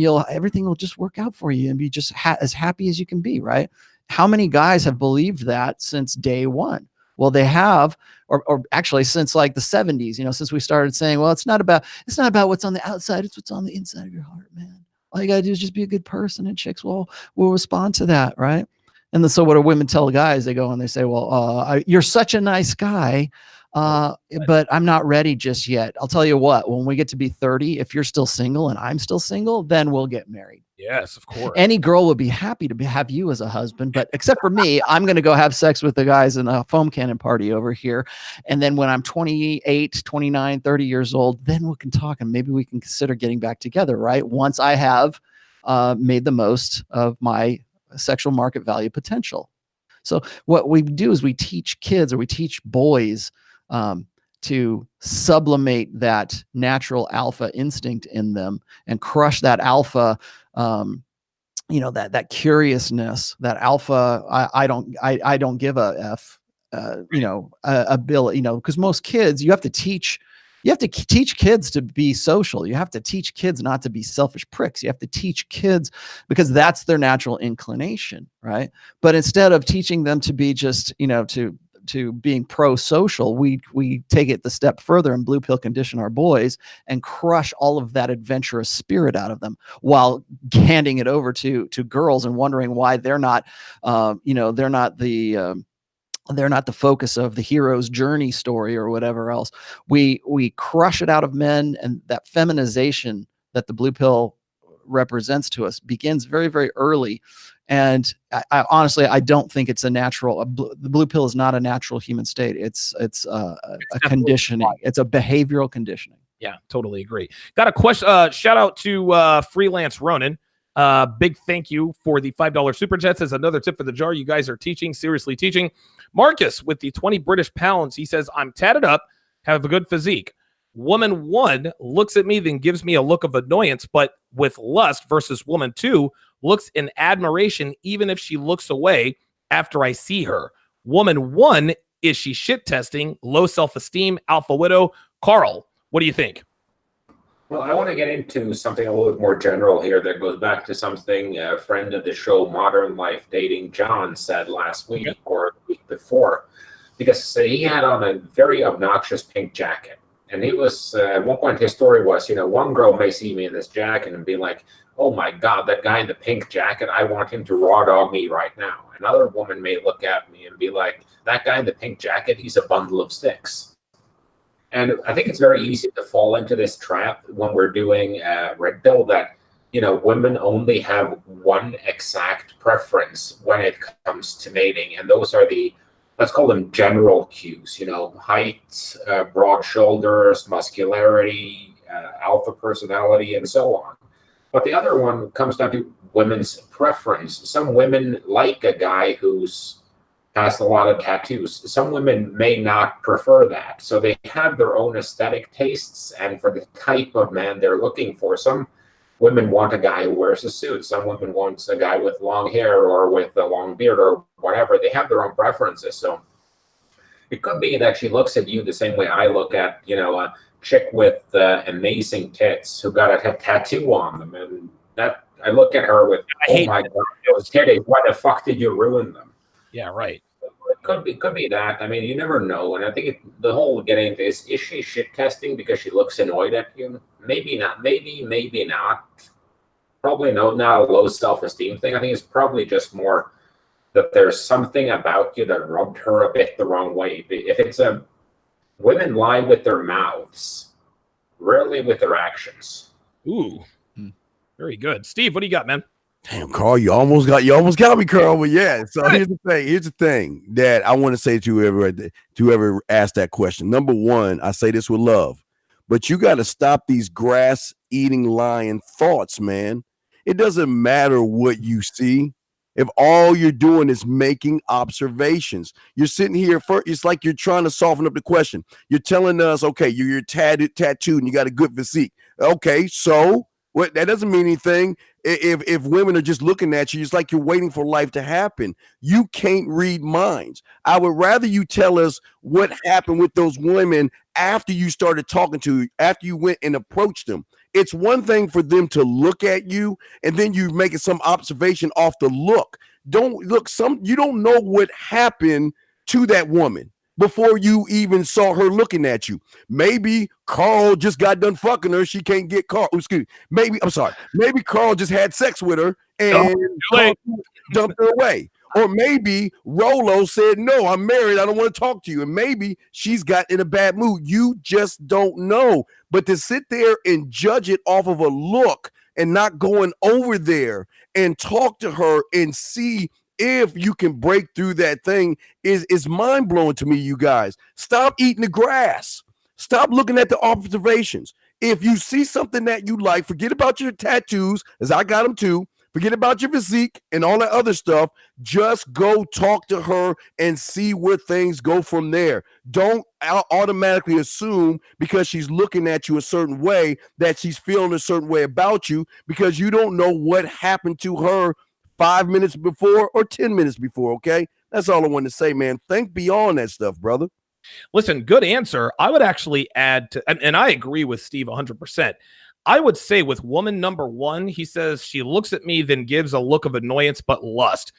My guess is that she wants to fuck you, but because she knows that a guy who looks like you doesn't want to fuck her, that's why she's annoyed, right? Like this is why females who hate players, oh, I hate players. Really? You didn't hate players when you were in your 20s and you're sport fucking your way through your 20s. Now all of a sudden you hate players. Women and men, a lot of times, sluts resent what they can't have. Incels and beta males, they also resent what they can't have, right? So when you got a lot of these incels going out and shooting places up because they can't sleep with hot girls, they don't hate women. They just hate that they can't have them. That look of annoyance with lust, that is akin to an incel going and shooting up a school or shooting up a shopping mall because he can't be good with beautiful women. Marcus with the 10 British pounds says the men on this panel are literally saving lives. I do not say that lightly. Found a video today of me crying 3.5 years ago over some chick. Look where I am now, listening to Red Man Group. Very, very, very well said. There are no more phone calls, guys. I think that's probably a good place to leave it. We've been on the air for over 2.5 hours. Any last words before we go ahead and wrap up the broadcast? I think that if I've got anything to leave you guys with, it's that it's not a hopeless situation. I think a lot of guys think that, like, I'm hearing a lot of guys talking about like these stats are indicative of just a greater I guess phase or a greater trend that maybe like within the next 5 years, maybe in 2028, we're going to be talking about how things are up to 60% of guys aren't getting laid. Or, we're going to be inching up more and more, I think, as we cede more power and cede more authority to women. And this is one of the reasons why things like the 21 Convention, why the Manosphere, why my books, why the Red Pill, why all this other stuff, this pushback is so very important. And to to understand what the message really is, and to understand why the Red Pill exists. People want to say, oh, the Red Pill is just the opposite of feminism. No, it's not. Remember, men and women are different. We're doing things for different reasons. We have different strategies because of who we are, right? So if you think that... I think that this is a generational thing. I'm also kind of wondering what the next generation, like once the millennials get into their late 30s and early 40s, what's the next generation going to think about having sex? I was talking with the guys. I was talking to the guys on the what was it, the Masculine Geek podcast. It's like it seems like there's nothing fun anymore. I think Paul Joseph Watson had some post also that said we're leaning towards a society that's based on like nihilism, like that's all there is. There's like music isn't fun. We were talking about the Motley Crue movie, right? That was back in the 80s when music was fun and things were optimistic, and all the music was upbeat, and people wanted to, and guys and girls wanted to have sex, and we didn't have the internet. If you wanted to go get laid back when I was a teenager, you had to go jump in a car and go cruise down the main drag on a Saturday night and go and look for chicks, or go to a bowling alley or wherever else it was. You actually had to go meet people in real time. And now it's like we meet, gosh, I was just talking with this one girl who met some guy that she'd been, having a long distance relationship with over the course of like 8 or 9 months. And then they're now finally meeting one another. And I'm like, that's not a relationship, man. That's not that. All that is just, pixels flying across the internet. Right. But people think that's normal now. So is it any shock that we see these stats like this? I don't think so. But I think what this should do is, rather than like be a source of the black pill for you, like, oh, look, and black pill love this too. They go, look, here's exactly what we were talking about. Women only want to have sex with the guys who are in the top 20%. Okay, great. What are you going to do about that? It's now up to you. You know the facts. You have, if you want to go back and crawl back to your blue pill idealism, that's on you. If you want to crawl back to your men need to man up and be more responsible, okay, if that's what you're going to do, go ahead, crawl over there and go do that. But guys who are red pill aware, we have the facts. We have the facts in front of us. We see this in black and white. What are you going to do about it? That's where it really comes down to. And this is really kind of like, I don't want to steal any more of Steve's thunder, but this is where it's at, man. It's like, you have no excuse not to know what you already know, right? To say, well, knowing is half the battle, right? What's the next half of the battle? Violence. That's what the next half of the battle is. And I don't mean go get violent. I mean, there's action. Action takes place.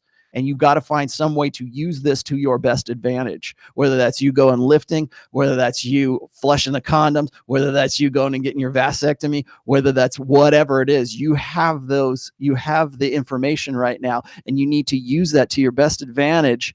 And you also need to do it unapologetically. So when women try to shame you for saying, you know what, I know that these guys aren't getting laid, I'm not going to be one of those guys because I enjoy life and I enjoy getting laid, and I'm not living for women, but they're certainly a compliment to my life, and I would very much like to have sex with other women. I would very much like to be spinning plates and getting, having, enjoying myself at the time. And then maybe later on, I want to settle down with one woman, whatever, but that's my prerogative. Take back the control that women have been taking from men. Take back that control of, even like I was just saying, that the most microscopic aspect of control over the reproductive process. That's too much for women to say, oh, I'm going to freeze my sperm. That's too much for women.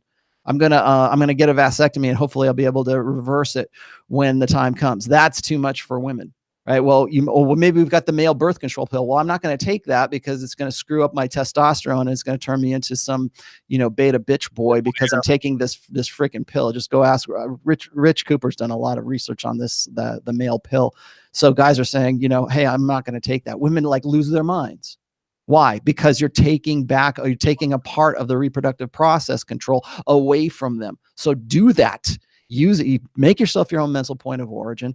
Take back that control, and don't apologize for it. Never apologize in the first place. It's a sign of weakness, but don't apologize for wanting to have some degree of control over the direction of your life. If that means not getting married, then don't get married.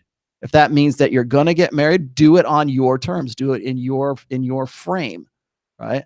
So I'm just going to say that what I really need to write a post about taking action, because I think we're starting to get to the point where we have enough information. We need to start taking action. Well, Joe Smith in the chat, Rollo, wants you to take action. He says that he wants to see you naked. And I told Joe, hey, listen, man, $500 super chat and you got a deal. So I'm waiting on the $500 super chat from Joe Smith so that we can see Rollo Tomasi in the nude. I will not dangle for your delight. Okay. So what's the figure? What is it? 5,000? I don't know. What should the money be?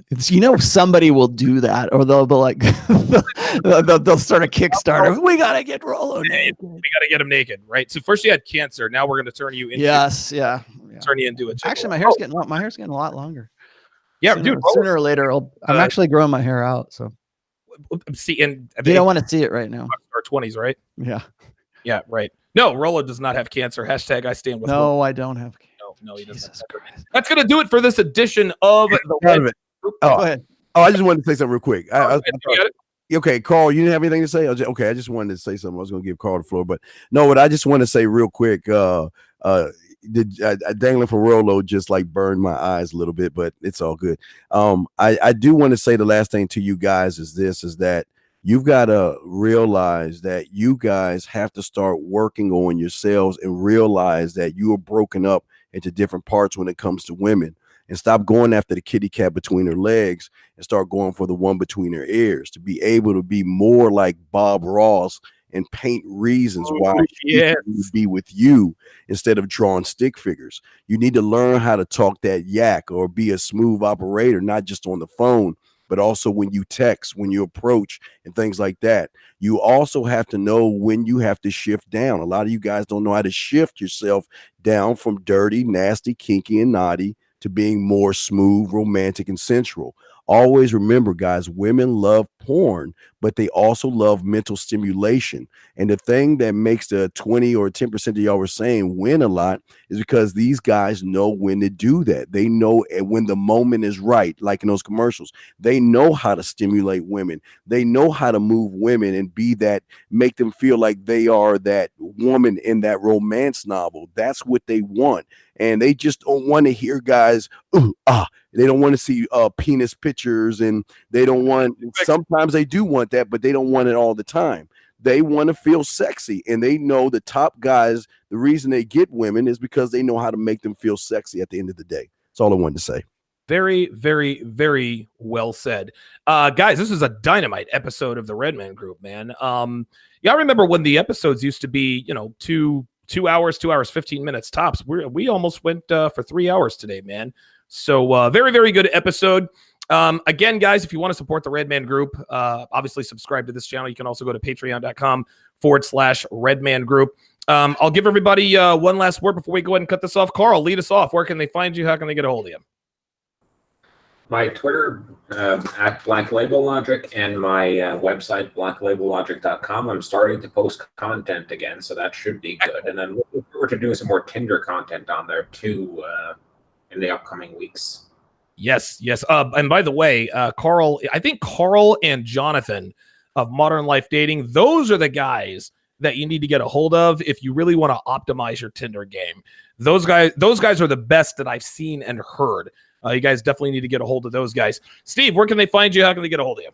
Yeah, guys, if y'all want to get a hold of me at themanmindset@gmail.com. But I just want to say to y'all guys, look, I bring the women to you. I have my own dating chat line where women are on there now. So it gives you an opportunity to call into the chat line and practice your mouthpiece with women. It's absolutely free. So think about using that, man, to practice. But thank you, man. I appreciate you all. Good stuff, man. Rollo, what you got? Cool. Hey, I just saw in the chat here. Yes, I do private consultations. I do counseling. I don't really call it coaching. It's like usually it's like if you have some question or if you've got something that's going on, I'll help you out with it, with things on a kind of like a by needed basis. That way I can sort of help guys out a little bit more. And so you're like solving one particular problem a little bit more instead of like being your therapist. Okay. I'm not a therapist. I'm not anybody's therapist. So anyways, if you want to get in touch with me, you can always find me at therationalmale.com. If you want any kind of counseling, like one-on-one, you can just email me at rtrationalmale@gmail.com. You can find my books, all three of them, on Amazon. Just type in The Rational Male in the search engine. You will find all three and my author's page right there. And if you are, I'm starting to do AMAs. I did an AMA actually last Wednesday. I did an AMA. I'm starting to do that in response for people who are wanting to ask me questions. So I'm not like, monopolizing too much here. So I want to be able to answer questions and help guys out in that respect. But if you are also interested in sort of I don't want to call it remedial. If you're interested in Red Pill 101 basics, you could find me tomorrow with on my channel on Red Pill 101 with Pat Campbell. And I don't know what our topic is just yet, but we have a topic, but they're usually just sort of like basics. Like if you're new to the red pill, that's where I kind of flesh out things a little bit more, because people always hit me up and they ask me about like certain things that are in the book, and I can't take for granted that everybody has read everything. So that's what that's for. So if you're a noob, watch Red Pill 101. We do that at 4:30 Eastern tomorrow on Sundays. So just look for my channel and subscribe to it, and subscribe to this channel, and like this, and sign up for notifications, and that's it. Excellent. You guys obviously can find me on donovansharp.com. You must go to patreon.com/Donovan Sharp. Of course, I've made a few changes. This is now, I actually like the fact that I can sit down on my studio and I can stand up. Listen, these are some long broadcasts, and every once in a while I get a little fidgety. I need to stretch out a little bit. I'm 41 years old. I'm not 21. So the ability to sit down and stand up, you guys are going to see some changes.